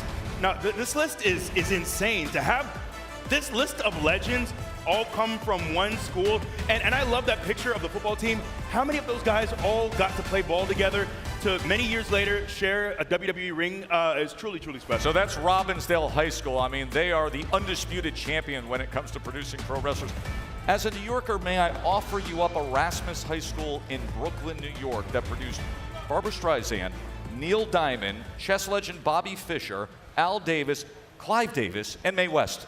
That is a tough one to compete with. But I will throw out there Westinghouse, also in Brooklyn. Yes. Within a 3-year period, Biggie, Busta Rhymes, and Jay-Z That's all very in the good. same high school. That's very pertinent to SummerSlam, Peter. Exactly. I'm glad you brought that to our You're attention. so gutless. He brings up Barbra Streisand. You sing that. Am I the only one who wants to talk By about the way, wrestling? Barbra Streisand not singing the national anthem tonight, but Who Darius is? Rucker is, right. No, but it's Corey, do you want to comment on what we just saw? I mean, That's a who's who, a Yeah, it list. is. I mean, Hall of Famers, legends. I had the honor of meeting Greg Gagne yesterday, as a matter of fact. Smash, half of Demolition inducted into the WWE Hall of Fame this we year. freaked out to see Rick Martel. Because Absolutely. even beyond Robbinsdale, Oh, it's yeah. not just the high Right. school. The entire area, this AWA region, there were so Yes. many. I almost missed my gorilla walk because I was freaking out meeting Jim Brunzell and B. Brian Blair. There's just such a rich history here in Minneapolis. It's shocking that you would be freaking out over something like that. Want to remind everybody that at 6 p.m. Eastern is when day 2 of the matches begin for SummerSlam. We're going to be with you right up until that point with this countdown to SummerSlam. We will head inside the US Bank Stadium, and then you want to be on the ESPN app. Of course, that is where you will see Roman Reigns and Seth Rollins. As big as it gets, and in some ways, the end, if that's what this is, feels like a new beginning, because it does feel like there's something different on the other side of this. The countdown to SummerSlam is brought to you in part by The End of Oak Street, only in theaters August 14th. Flintstones, meet the Flintstones. They're a modern sonic family. Run! Get inside now! I just heard a gunshot! What is happening? I think our neighborhood has moved.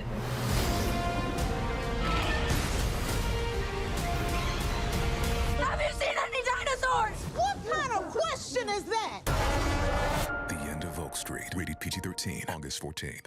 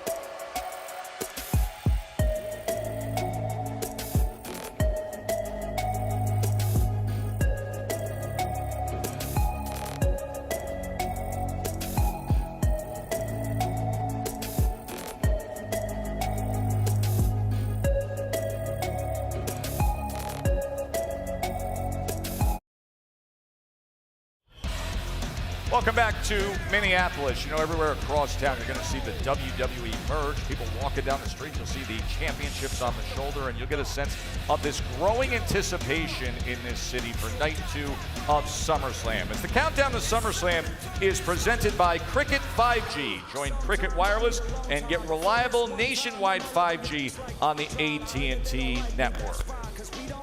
The visionary has arrived, Seth Rollins. He says the championship belongs to him. Remember, he never lost it in the ring, and tonight he gets the opportunity that he's chased for months. Another battle with his great rival for the World Heavyweight Championship. Dirty Dom is in Minnesota. It's been involved with some wild summer history with Danhausen, with a stipulation that's so bizarre. Human money's on a pole. We'll get you set for Dirty Dom and Danhausen. And I mean, listen to this reaction. Minneapolis loves their local star, Chad Gable. He's returned home, faces Penta for the Intercontinental Championship tonight. Also glad to be back home from Lake Pryor, Minnesota, is Tiffany Stratton. Great reception all week long. She's in the ladder match for the interim Women's World Championship.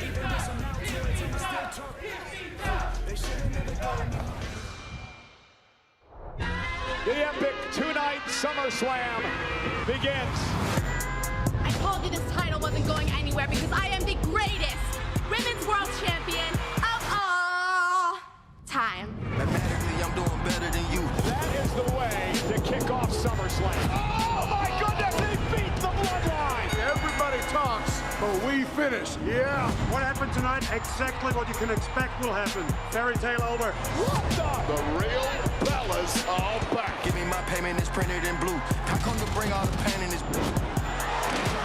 Oh my God! Randy Orton, RKO! Just two juggernauts colliding. Lesnar ripping the canvas apart. This is the past. This is the future. The ruler conquered the beast.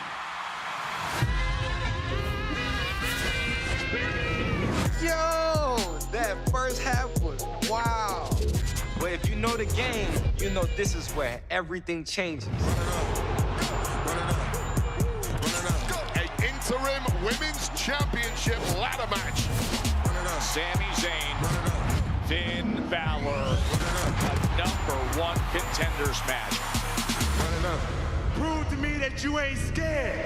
This is that second half energy. Prove to me that you ain't a bitch. That fourth quarter, game on the line, who wants it more kind of energy. You and me, we came into this company together. We made this place our own. You and me. The culmination of a 14-year rivalry. Nights like this don't happen often. So when they do, you leave everything out there. Gable, one step closer to his dream. Give us our money. Never. And tonight, Jets is in the building. Welcome to SummerSlam Night 2. Time to finish it. You know, in just over a month, Justin Jefferson is going to be tearing up the NFL when the season begins. It begins against the Packers right there at US Bank Stadium. But he's already a little bit of an early MVP for the energy here in the weekend we're having for SummerSlam.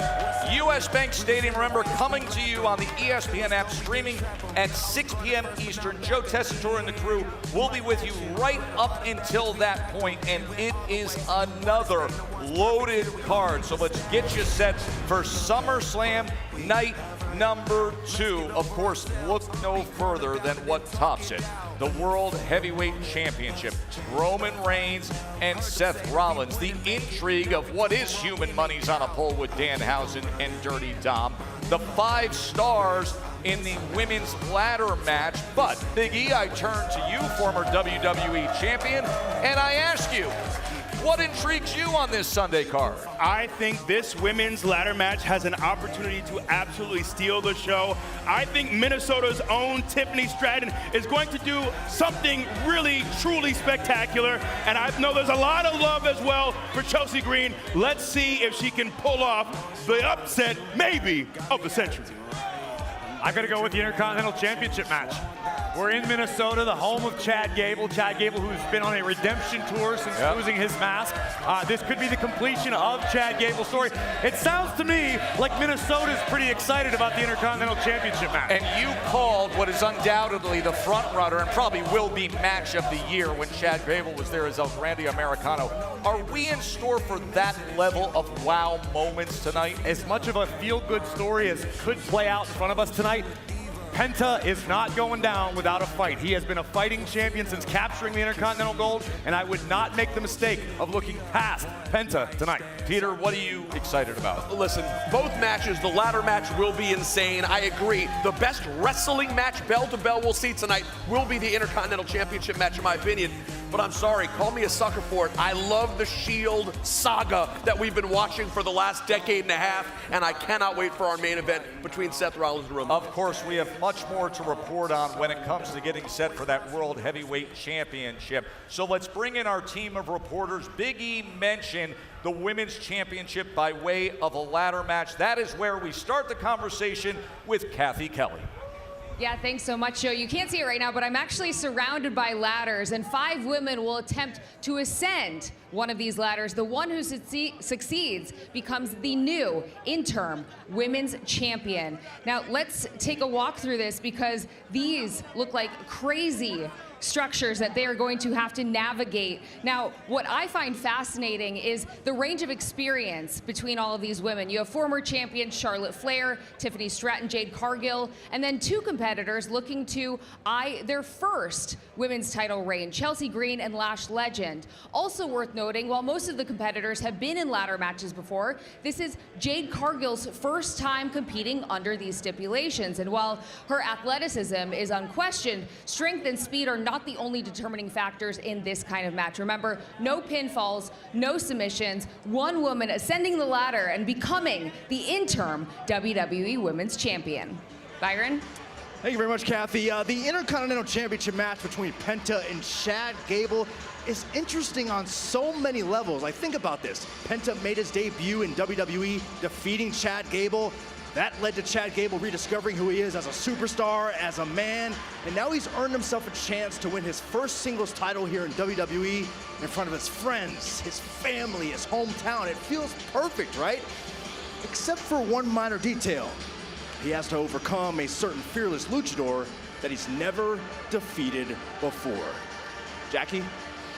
Well, Byron, Roman Reigns has built one of the greatest resumes in WWE history, but if he has one blind spot, it is Seth Rollins. Listen, some opponents challenge your ability. Others, they challenge your identity. For Roman, Seth does both of those things, whether it's the Royal Rumble DQ in 2022 or choosing revenge over victory at WrestleMania 40. Seth has repeatedly pushed Roman to make emotional decisions over strategic ones. It's the very reason Roman himself says he needs this victory tonight. So Tess, while this is about the World Heavyweight Championship and defending it, it's also about Roman proving that he can beat the one guy who's always been able to get in his head when it counts. And I'll end with this. I think Seth is the one person in WWE that makes Roman question who he is, and he knows it.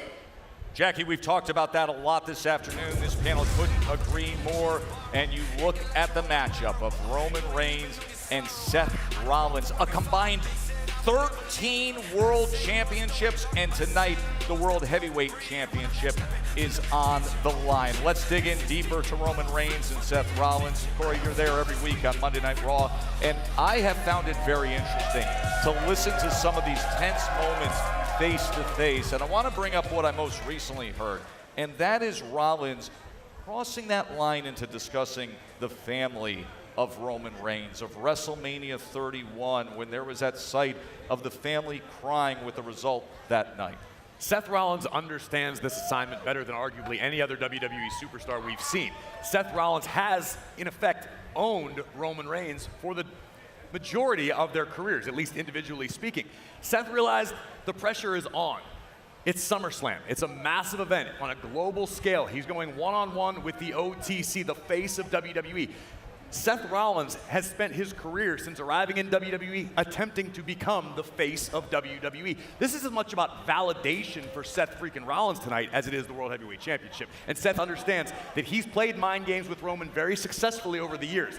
But you've got to turn it up a few notches. You've got to bring something different. Try to get under the Tribal Chief's skin, which is no easy task. You know, I've really enjoyed both sit-downs from Roman and Seth. I think the Roman sit-down was so telling. I listened to every single word. I didn't hear a single lie. The idea that this man was given something, given some opportunity, things were handed. Sure, the door was open to him because of his background and his family. We saw him work when he came into FCW in, 2010? He worked just as everyone else did. Nothing was handed to Roman Reigns. Sure, maybe the opportunity to be the guy, that door was open for him, but boy, did he have to earn it. And he was a guy who was getting booed out of the building week after week for a long time until he proved that he was truly undeniable. This is a Roman Reigns who has not been gifted these opportunities. He has worked for them. And I know he's in the enviable position that so many of us in the locker room, that we all want that spot. You could talk about his part-time schedule all you want. That's where you want to be. You want to make that money. You want to be on those billboards he's at. But Roman Reigns is someone who has worked for everything he's gotten, and he has not stopped working. And I would remind Seth and everybody, I think people forget this in the story of the Shield. Before Roman was kind of given everything, as people say, don't forget, the people chose Roman Reigns first. That is the thing people forget, because the order was the crowd loved Roman. Roman started taking off. Then there was that blowback afterwards. We always will think of the Royal Rumble moment in Philadelphia with The Rock.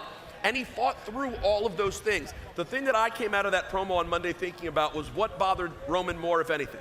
Was it the personal family talk? What I brought up which earlier. you brought up earlier. Or was it when Seth said, you know that I'm better at the one thing you'll never be better than me at, professional wrestling. I wonder if that stuck with him more. Oh, Rollins is a master technician. Yeah. I would agree with that assessment on a surface level. Roman Reigns is the complete package of what you want a WWE superstar to be. Rollins has all the tools. Rollins just hasn't been put in the same position. He's got a Hall of Fame career already. No doubt about that. No one's taking anything away from Seth. But that's what this is about at the end of the day. Who is the guy? There can only be one.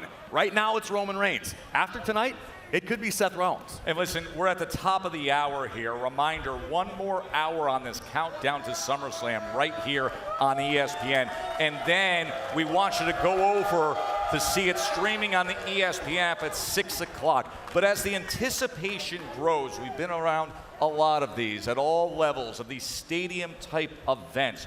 You can start to feel it in the air, especially when it's this level of star power with so much on the line. And trust me, the buzz has gotten to that point, and the crescendo is going to take this group inside to continue on with the countdown to SummerSlam. Roman Reigns and Seth Rollins. We are turning the corner, and right now we turn to the man who has the privilege and honor of calling it, Michael Cole. Thanks a lot, Joe. As you guys make your way inside, I want to remind everyone that the World Heavyweight Championship match between Roman and Seth will be the main event of SummerSlam Sunday. One thing I think that gets lost in this whole dissolution of the Shield story is the fact that after the group broke up, Roman Reigns and Seth Rollins would go on to become the two biggest stars and the leaders of the current era we are in WWE right now. So I don't want people to lose fact of that point. You know, Seth Rollins has had a lot to say about his success against Roman Reigns. Here is the second part of the sit-down interview with Seth Rollins and Jackie Redmond. Despite the fact that Roman has been able to beat Hall of Famers, future Hall of Famers, can't beat you. Not when it matters. No. What does that mean? It's a nice feather in my cap.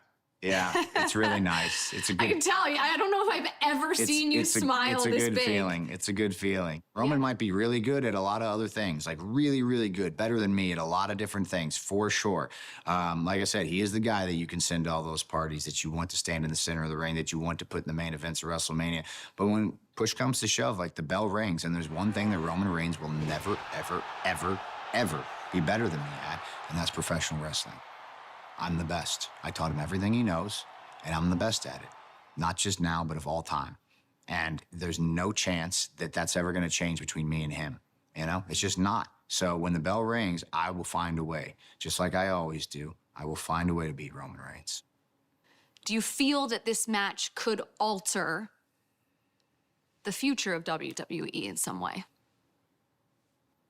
I think we won't know what the butterfly effect is until we sit down in 12 years and look back on it the way we're looking back on that chair shot and the way we look back on the Shield. It feels to me like this is as big as it gets, and in some ways, the end, if that's what this is, feels like a new beginning, because it does feel like there's something different on the other side of this.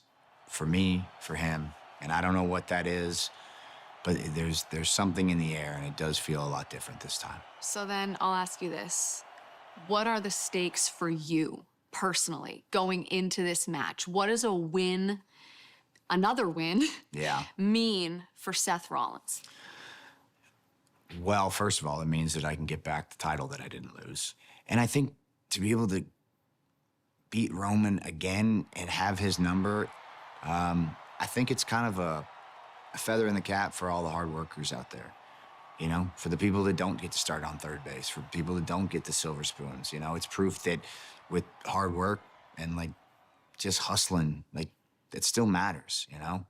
Yeah, it still matters for some people. It's not just about who you are or who your daddy is or who your cousin is.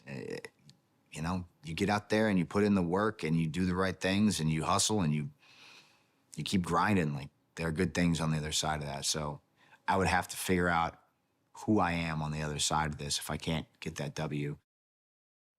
What I think's interesting about this is both Roman Reigns and Seth Rollins, despite the fact they've been so successful since they've started in WWE, is they both need to find themselves tonight. Has Roman Reigns moved past the emotion and the betrayal of Seth Rollins from 12 years ago? Is Seth Rollins ready to step up at that A level that Roman Reigns says he will never get to? We're going to find that out tonight in our main event for the World Heavyweight Championship. Well, there's plenty more to come on the SummerSlam Countdown Show. Joe Test, Peter Rosenberg, Corey Graves, and Big E making their way inside US Bank Stadium. They got a lot to discuss over the next 45 minutes before we get underway. And also tonight, it is a homecoming. Minneapolis, Minnesota's own Chad Gable with an opportunity to win the very first singles match in his entire career in front of his family and his friends. Chad Gable returns home tonight. I'm done trying, I tried dying enough times. 8 lives, I used all those, I'm on 9. What's up here? If we all really stuck here, is there anybody else who doesn't give a care? Mickey Mouse kids turn rock stars, leaving private schools trying to be outlaws, and the old heads always trying to kill the vibe, but rock's not dead long as I'm alive, so wish I had her, wish I was her, wish I gave her, but I don't. Leading up to SummerSlam, WWE and Minnesota Sports and Events teamed with local organizations to make a positive impact across Minneapolis. Superstars honored community champions, including Northside Achievement Zone, Masonic Children's Hospital, Home and Community Options, and Ujamaa Place, all providing strength and connection for their community. WWE joined the Boys and Girls Club to unveil a new state-of-the-art super space, creating a space that inspires creativity and growth. WWE also partnered with Make-A-Wish for its Circle of Champions event, bringing Wish kids and their families together for unforgettable moments. Throughout SummerSlam week, WWE joined forces with organizations across Minneapolis to spread smiles, foster connection, and strengthen the community.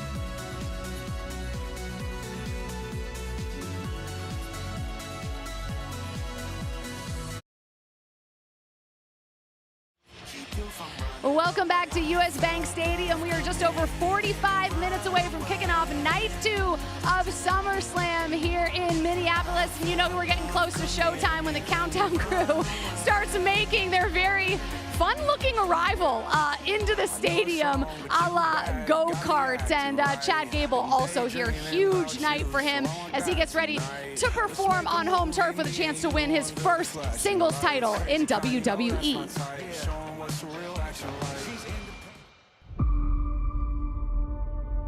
I chased success and championships until I had nothing left. For myself, for my career, and for my family, I swear to God, I'm winning that championship. No friends, no respect, no dignity. Gable snapped. I burned it all down thinking gold would fill the hole.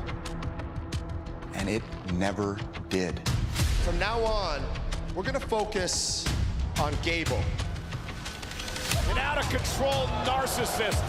Oh no, Dragon Lee's mask! Sometimes losing everything reminds you of what really matters.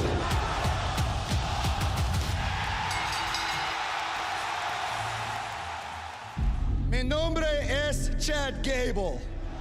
So I dug my way back, the old school way, owning my mistakes, making amends with the people I hurt and with myself. And it set me free. Free to endure life's gauntlet and press on toward a championship without needing it for validation. Because saying I need that title, that's just something people say when they don't really know why. But now, I know why. Gable, one step closer to his dream. I was born here, raised here, forged here. I'm not walking into that ring as a guy who lost himself chasing a championship. I'm walking in as the guy who found himself again, ready to represent my family, my friends, myself, and this state the same way I did at the Olympic Games, with pride, with honor, and integrity.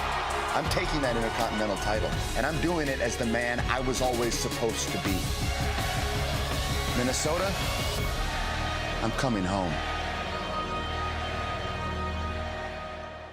Well, I think it's safe to say this row right here could be an emotional one when Chad Gable takes on Penta for the Intercontinental Championship tonight. I talked to him this morning. He told me he has over 20 people coming tonight.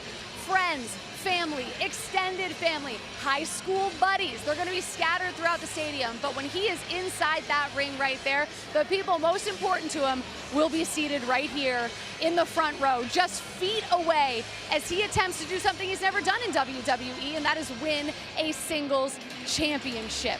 If he does it, he gets to do it at a place that he calls home. I mean, I can't imagine writing a better story, but that's what's on the line tonight for Chad Gable. I think I'll be emotional, Tess, if Chad Gable pulls this off. I can't imagine how his family will feel. I know, Jackie, as we are just about 40 yards away from you now, as we've made our way inside, is this magnificent setting for night 2 of SummerSlam. Glad you're with us from our indoor set, where we will spend the rest of the evening throughout the matches before we head back outside to what will be a massive crowd at the East Plaza for our SummerSlam post-show. Let's dig deeper into the conversation on Chad Gable, stressing the word here, where he was raised here, where he was forged here, where he had his accolades here. However, you've been with him for the past year where it wasn't about here, it was about someplace very different, and it's been a unique journey to arrive back here. It seems as though the stars have finally aligned. Everything seems to be looking in Chad Gable's favor after this redemption tour that he has sort of been on, trying to make amends after disrespecting Lucha Libre as a culture and the heritage. And Gable's doing his best to make sure that the world knows that he's sorry. What better way to put all that in the rearview mirror than by capturing his first singles championship in his own hometown in front of his friends and family? With all that said, we're talking about Penta. who has been a fighting, dominant Intercontinental Champion. Penta is a superstar who has gone on the record and said, I wake up in the morning hoping for the heat of battle. It makes me feel alive. That's what Penta wants to be remembered as a fighting champion. Chad Gable, sure, this could be a great feel-good story, a perfect ending to the romance novel. Unfortunately, Penta has other plans.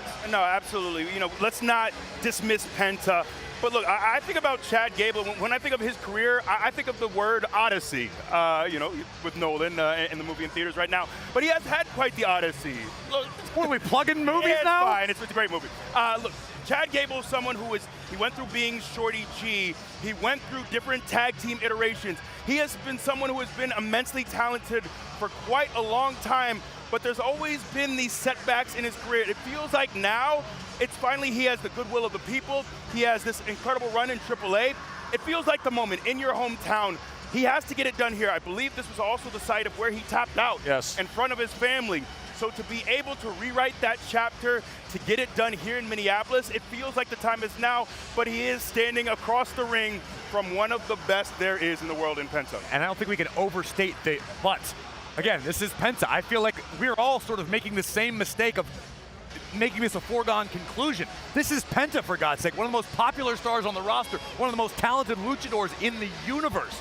Penta's going to go down isn't going to go down without a fight tonight. Corey mentioned the fact that, of course, for Chad Gable, this would be his first major singles championship win. Biggie, you were once in that position where you get to that first one.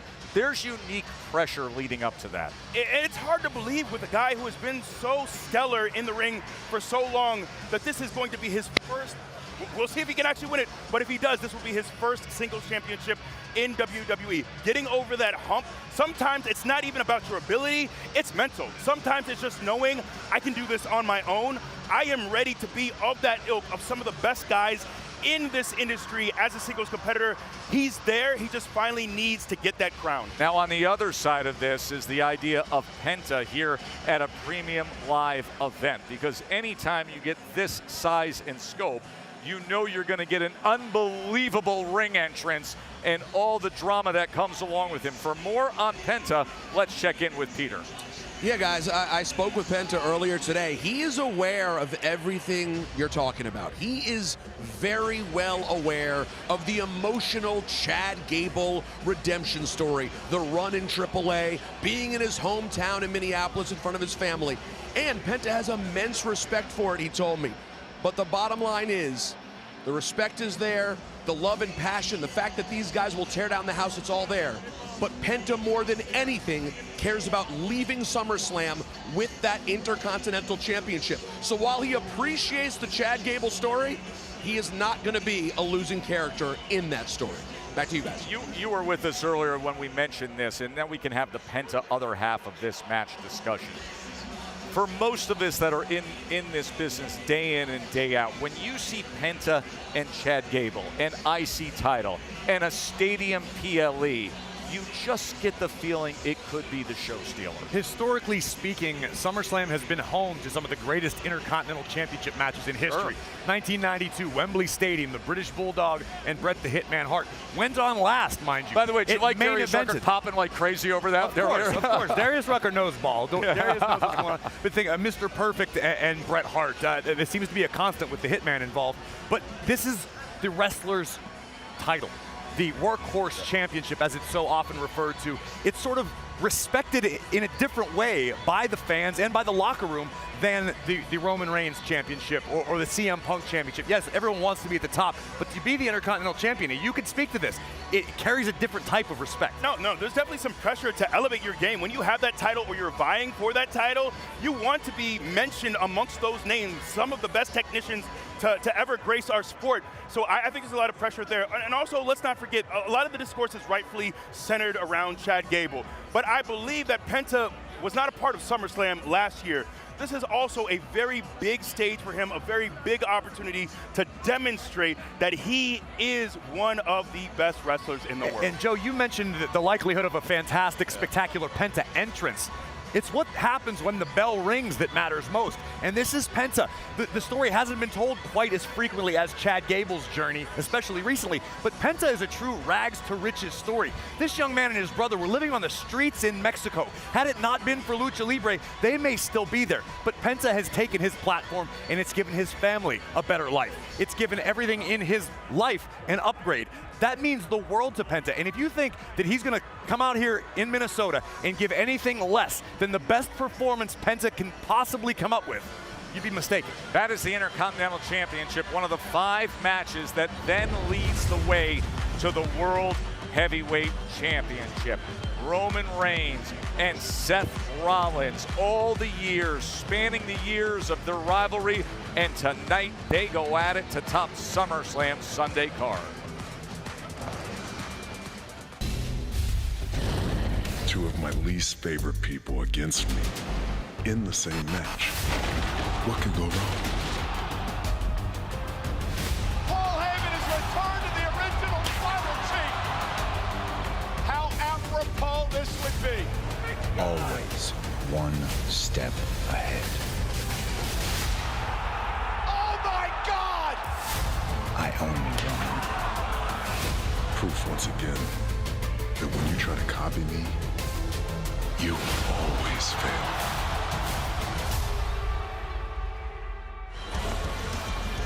A beautiful sun-kissed afternoon. All the glass here at the Dome at US Bank Stadium makes it a bright atmosphere as we are under 40 minutes to go here on ESPN.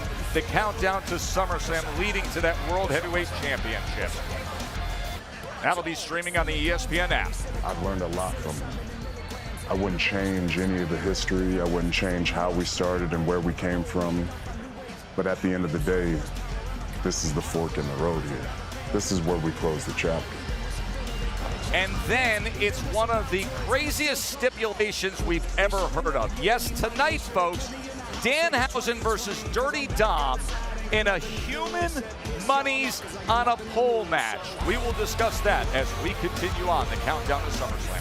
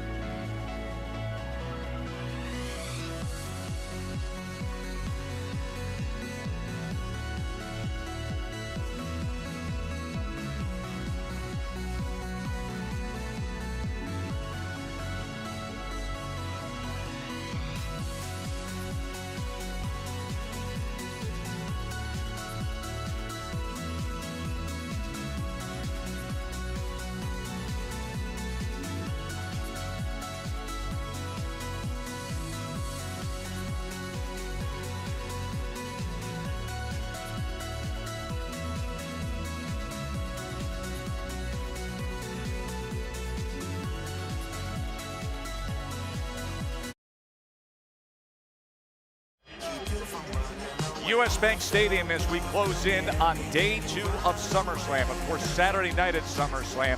Many left here with the statement made. Oba Femi is the now, is the future. This was Oba on our post show.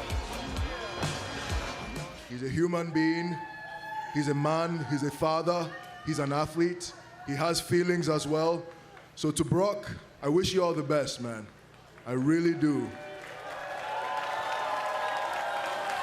Go hunting. Do what you do. Go be a father. Go be a human being. You've earned this in the ring, in the cage, everything you've done. You're the best. You're one of the greatest minds of professional wrestling. And I hope when all this is said and done, everybody knows that. This is the today, this is the now, this is the future, and I'm the past.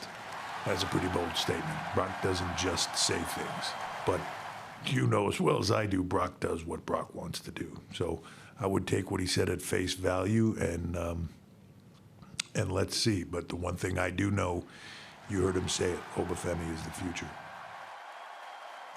It was a very, very generous moment last night by Brock Lesnar. That symbolic passing of the torch to bring Oba Femi to him, to raise his hand, to embrace him. That's a huge deal in this business, Corey. We haven't had a quote-unquote next big thing since Brock arrived on the scene. We've seen people that were gifted that sort of moniker, given those sort of expectations. Oh, this is going to be the next guy. This is going to be the guy to carry us into the future. For Oba Femi to show up and conquer Brock Lesnar and then have the showing of respect before the entire world in no uncertain terms was a crowning moment for Oba. Not King of the Ring crown, crowning within the annals of this industry. That is the man who took the torch from Brock Lesnar, and he will forever have that distinction. Brock does what Brock wants to do. But in your expert opinion, where does this leave Brock Lesnar? You know, there's a lot of speculation. Being back in Minnesota, we saw him retire and very quickly unretire. I think a lot of us thought that he might officially lay down the gloves once again here in Minnesota. I don't know what's next for Brock Lesnar. He's someone who I think can always very quickly, if he wants to, get back into the world title picture. That might be an opportunity. I don't know if he takes some time to go away and retool. I'm really not sure what's next for Brock Lesnar. If this is a true passing of the torch moment, and he is no more, I think his service, his act in those 3 matches with Oba, you talk about star-making performances, a star-making feud, this was it. So if this is indeed goodbye, what a goodbye. Correct, thank you. Definitely a Hall of Fame resume already for the Beast incarnate. But then again, this is pro wrestling. The retirements tend to not adhere. They don't mean a whole lot. They don't mean much. We might be the only exception. I know. And that resume has been thickened up through the years. Obviously, everything he's accomplished in all of combat sports. But really, you talk about being the king of SummerSlam. This is Brock Lesnar through the years at SummerSlam, the accolades. I mean, 10 SummerSlam, not 10 SummerSlams, 10 SummerSlam main events, the most in WWE history. Really just speaks to his legacy. Should we talk about the main event tonight as we wrap up this incredible look at the accolades of Brock Lesnar? Because when it comes to main eventing the biggest PLEs, look no further than the OTC, Roman Reigns. And tonight, that is the direction that our conversation will go in tonight. The World Heavyweight Championship is Roman Reigns and Seth Rollins. More of our sit-down interview with Roman Reigns. When you're in the ring and you look at Seth Rollins, who do you see? Do you see a former friend, an ally, your brother? Or do you see something different?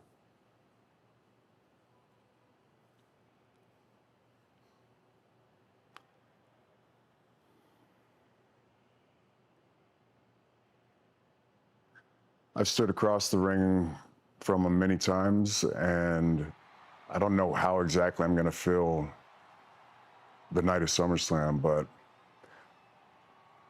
most times when I look over, I see my wrestling soulmate. I see someone who I came up with from the very beginning. I see someone that I confided in. I see somebody that I put confidence in. And then I see someone who also crossed me. I've learned a lot from him. I wouldn't change any of the history. I wouldn't change how we started and where we came from. But at the end of the day, this is the fork in the road here. This is where we close the chapter. If Seth freaking Rollins can't hang with me, if he can't stop me, if he can't outthink me, he can't outmove me, nobody's got a chance, man. Victory laps around everybody. I sat under the learning tree of the wise man for 4 years straight. There's not a bigger shark in this water than me. With all that said, I'd like to end the interview with this. You call this perhaps the final chapter in this legendary rivalry between you and Seth. What would happen if you can't get the job done at SummerSlam?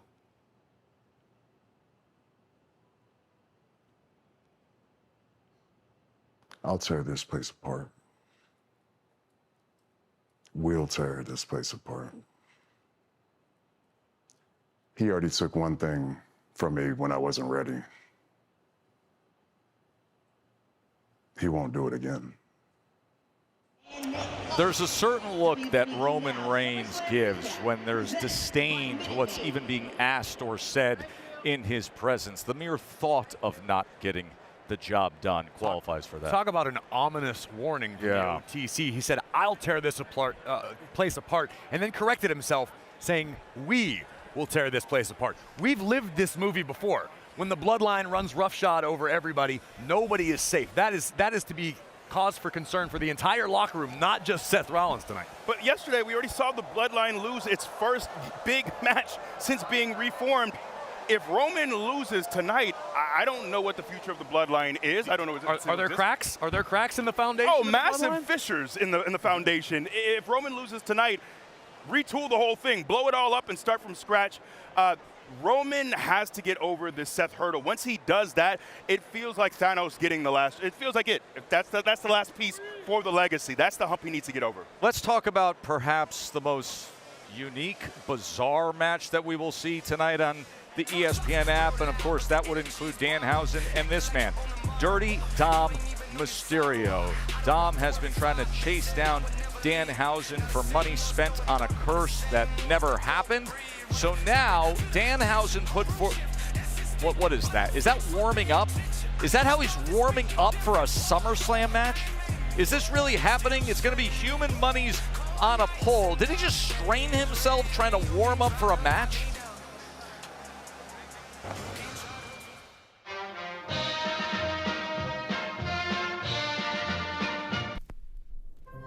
In the critically acclaimed The Curse Father, Danhausen, alongside Cathausen, settled the score over the missing human monies. A slam dunk choke slam. And the win. But just when he thought he was out, they pulled him back in. Where is our money? I told you I don't have it. I'm gonna have JD here break your jaw so we don't have to hear any more of your stupid little curses. Dominic and his associates tried to take out the Danhausen. Give us our money! Never! As tensions rise, a new arrangement is made. Human monies on a pole? Yes, haven't you ever watched wrestling? At SummerSlam, it's not strictly business, it's personal.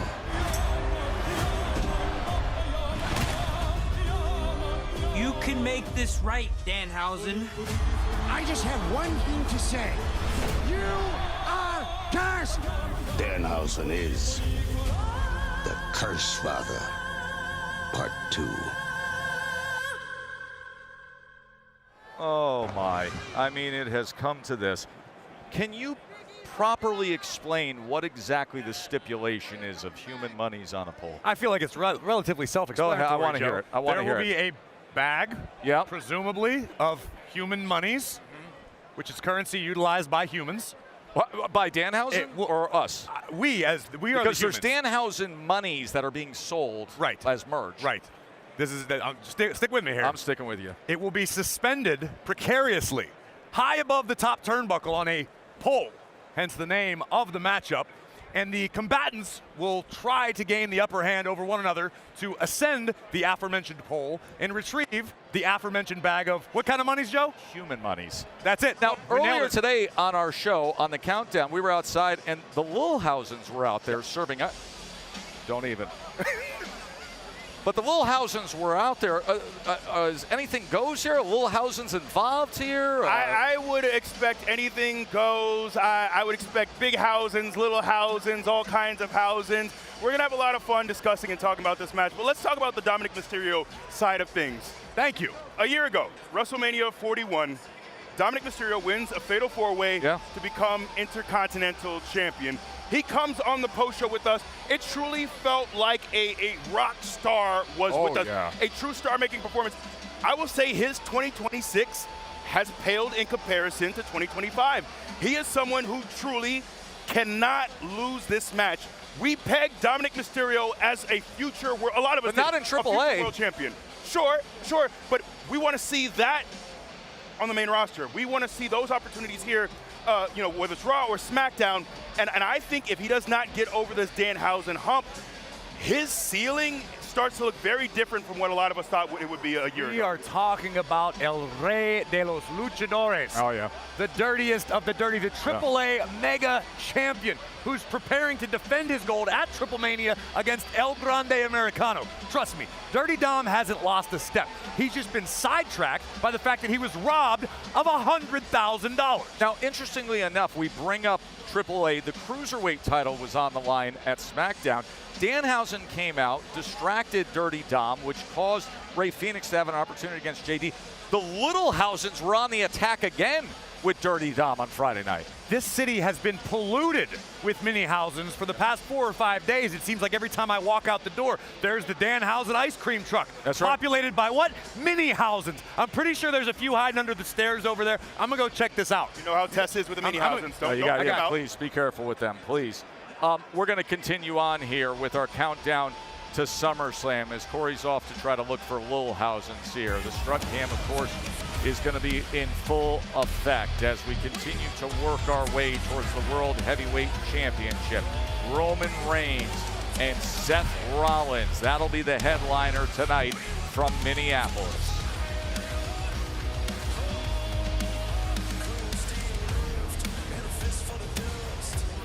Number 1 contenders match will be coming your way as well. What an opportunity for Finn Balor, who won a fatal 4-way back on July 24th to earn this shot against Sami Zayn. The winner gets CM Punk. The ESPN Unlimited plan, it is now included with select YouTube TV subscriptions, which means you can stream new favorites like WWE SummerSlam at no extra charge.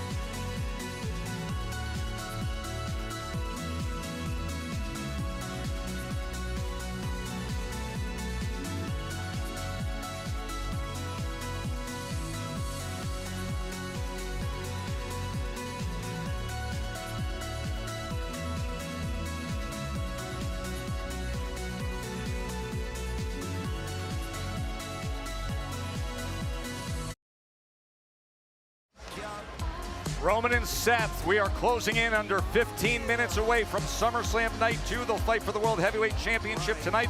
Last we saw them on Raw, Reigns was dropping Rollins with a Superman punch and spear, and then Seth came back with a counter stop. Now they go at it for the big prize tonight on ESPN streaming.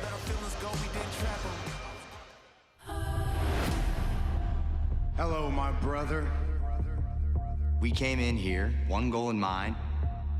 We were committed to the cause. We were committed to take over. 14 years. You and I have been tied together. There is one thing that you have not been able to do. Beat me. I don't want to beat you. I need to beat you. I could be a villain. I own you. WrestleMania 31, I cashed in on your ass and sent your whole family home in tears.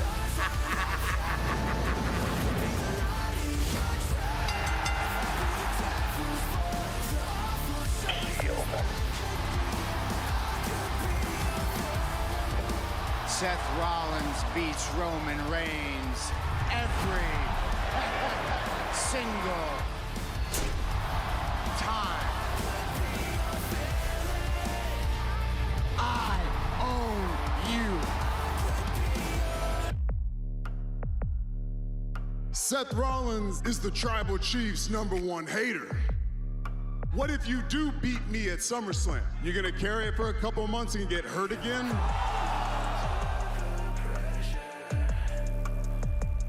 Some people just can't handle the pressure and the burden of being the top guy around here. I'm the only real superstar that WWE has. Who's on your Mount Rushmore? This man is his own mountain. Acknowledge me. After all these years, he still needs a Money in the Bank briefcase to become champion. You're #2, always gonna be a #2. I'm #1, always gonna be #1. And just acknowledge it, bitch.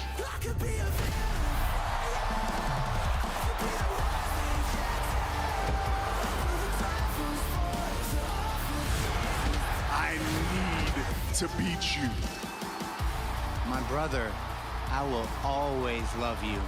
Little brother, I hate you. At SummerSlam, I'll show you what #1 looks like. You will never be able to escape the ghost of Seth Rollins.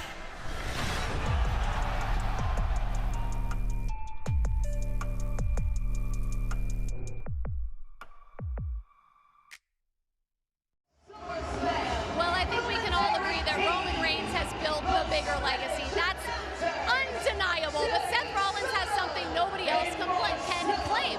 When it counts, Seth's right. He owns Roman. The stats don't lie. And it was his decision in 2012 that set Roman on the path to becoming the Tribal Chief. You simply cannot talk about Roman's legacy without talking about Seth Rollins. And every time they meet, it feels like Seth is determined to remind Roman and everyone else of that fact, that while Roman might own the resume, it's Seth that kind of owns this rivalry, and he's trying to preserve the one piece of their history that has always belonged to him. It's the one thing he can hold over Roman's head.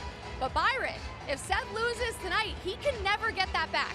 Absolutely not, Jackie. And for Roman Reigns, he's entering a very rarefied experience here tonight, because normally all the pressure is on the challenger, right? The challenger has to beat the champion, not vice versa. But by Roman's own admission, he needs to beat Seth Rollins. So tonight, it feels less like Roman Reigns is entering this match as World Heavyweight Champion, and more as a competitor who is desperate to remove a boulder-sized chip from his shoulder. And that chip is Seth Rollins. Back to the panel. Thank you very much, Byron. I want to remind everybody we're 10 minutes away, so 10 minutes left here on this countdown to SummerSlam right here on ESPN. Then we invite you to go over and watch it streaming on the ESPN app. And the good news this week is that YouTube subscribers now eligible for ESPN Unlimited, so you're welcome to sit there on the ESPN app and watch SummerSlam. The matches begin in just 10 minutes. But let's focus on the big one, the World Heavyweight Championship, Roman Reigns and Seth Rollins. And I will start with a former WWE champion in Big E. Roman Reigns wins this match if he forgets about the betrayal, if he forgets about their history. Remember who you are. Remember that you are bigger, you are faster, you are stronger. We talk a lot about who Seth Rollins is in that squared circle, in that ring. Roman Reigns is no slouch and never has been. He has all the ingredients he needs in the ring. Remember who you are. The great Michael Cole getting his ring introduction as he is set to once again be the voice of SummerSlam in under 10 minutes, again streaming on the ESPN app. Nobody knows Seth Rollins better than Corey Graves. Seth Rollins wins the heavyweight championship if in fact Seth Rollins is as deep in the head of the OTC as Seth believes that he is. I think it'll only take a matter of minutes after the opening bell before we figure out where Roman's head truly is. If it's where Seth thinks it is, it's gonna be a long night for the OTC. All right, now we want to officially tell you what is the first match of the night, set to come your way in just a matter of moments. Again, streaming on the ESPN app.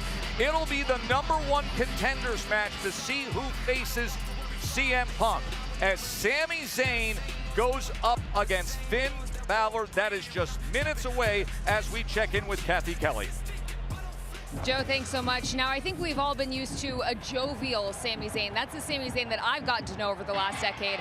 But this unraveling version of Sami Zayn, this post-9-day championship reign Sami Zayn, is nothing like we've ever seen before. I personally felt a certain way when he hijacked my medical update last week on SmackDown, and I can tell you that multiple backstage personnel and superstars alike have been frustrated with him. I think it all stems from the fact that he refuses to see that he is not the victim.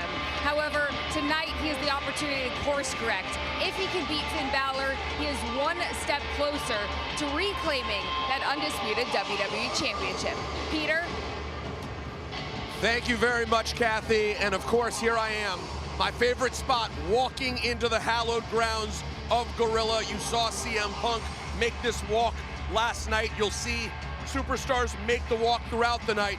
And we're talking about the guys who are going to make this walk first. Be careful, Stewie. Got the arrows here so we go the right direction as we walk out and see US Bank Stadium in all its glory for the first time. But as we were talking about, guys, the first ones who will make the walk tonight are Finn Balor and Sami Zayn. I saw Finn Balor a little while ago. I said to him, what's going through your mind? Huge opportunity. You had a title shot back in Elimination Chamber, and now you have an opportunity to become #1 contender again. And he was focused on something that happened 10 years ago. Graves, you brought this up earlier. He was talking about 2016, the first ever Universal Championship that he won, August 21st, 2016 at the Barclays Center. He wins the title, hurts his shoulder, and it's immediately gone. He understands now these opportunities don't come along very often. He says now, though, guys, he is absolutely better than ever, and he will become your #1 contender. Thank you very much, Peter. Again, we are just moments away from having night 2 of SummerSlam. It is streaming on the ESPN app, so get ready to head there. And again, the #1 contenders match will start this off from US Bank Stadium. Sami Zayn, Finn Balor, and then we will be with you after everything with the post-show, live guests, all the analysis, all the stars. I turn to you and I look at this loaded card. And listen, of course it's got Roman Reigns and Seth Rollins, but there is intrigue throughout it. So when we get to that post show and we're sitting there and saying, who was a breakout? Who had a moment? Who surprised us? Which name could be that? I'm gonna avoid naming a specific individual. Rather, I believe that tomorrow and next week and next year and next SummerSlam, we will still be talking about the Intercontinental Championship match between Penta and Chad Gable. And I say that without caring which individual walks out victorious, because either way, we the fans win. I think Lash Legend has an opportunity to demonstrate to a lot of people. I think she's come to the main roster. Every time we see her in a ring, she has done something that has wowed me, something that has impressed me. We've seen her in a tag team. We've yet to see her really break out as a singles competitor. This could be her real coming out moment. I expect a massive performance for her in that ladder match. And now getting ready to come out from the locker room is a guy that just 4 weeks ago, there he is, had the Undisputed Championship. He's back there in the practice ring right now, but it's only a matter of minutes until Sami Zayn makes his ring walk and fight for the #1 contender spot. There have been some war of words going back and forth with CM Punk, especially what we heard last night, but this is a big spot now. Sami Zayn and Finn Balor, two guys who have been to the very top, have had the ultimate prize, but it was short-lived glory. They are coming up immediately. Remember, streaming on the ESPN app, and then we will be with you for all the post coverage on the post show with live guests and analysis. But coming up right now, a super fan of the WWE and a music legend, the national anthem to be sung by Darius Rucker. Enjoy night 2 of SummerSlam. We'll see you on the post show.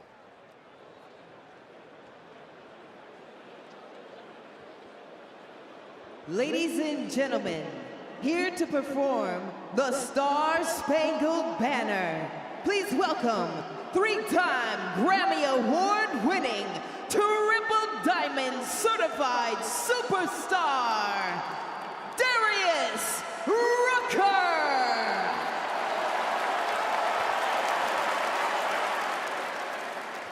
Oh, say, can you see by the dawn's early light what so proudly we hailed at the twilight's last gleaming, whose broad stripes and bright stars through the perilous fight o'er the ramparts we watched were so gallantly streaming, and the rocket red glare, the bombs bursting in air, gave proof through the night that our flag was still there.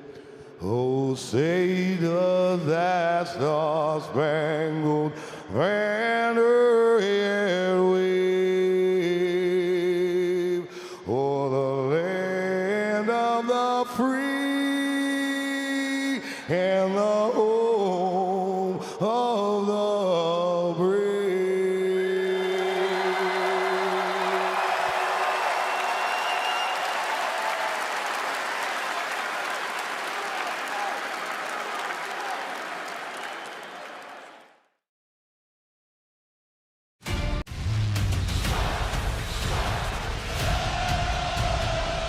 There is one thing that you have not been able to do.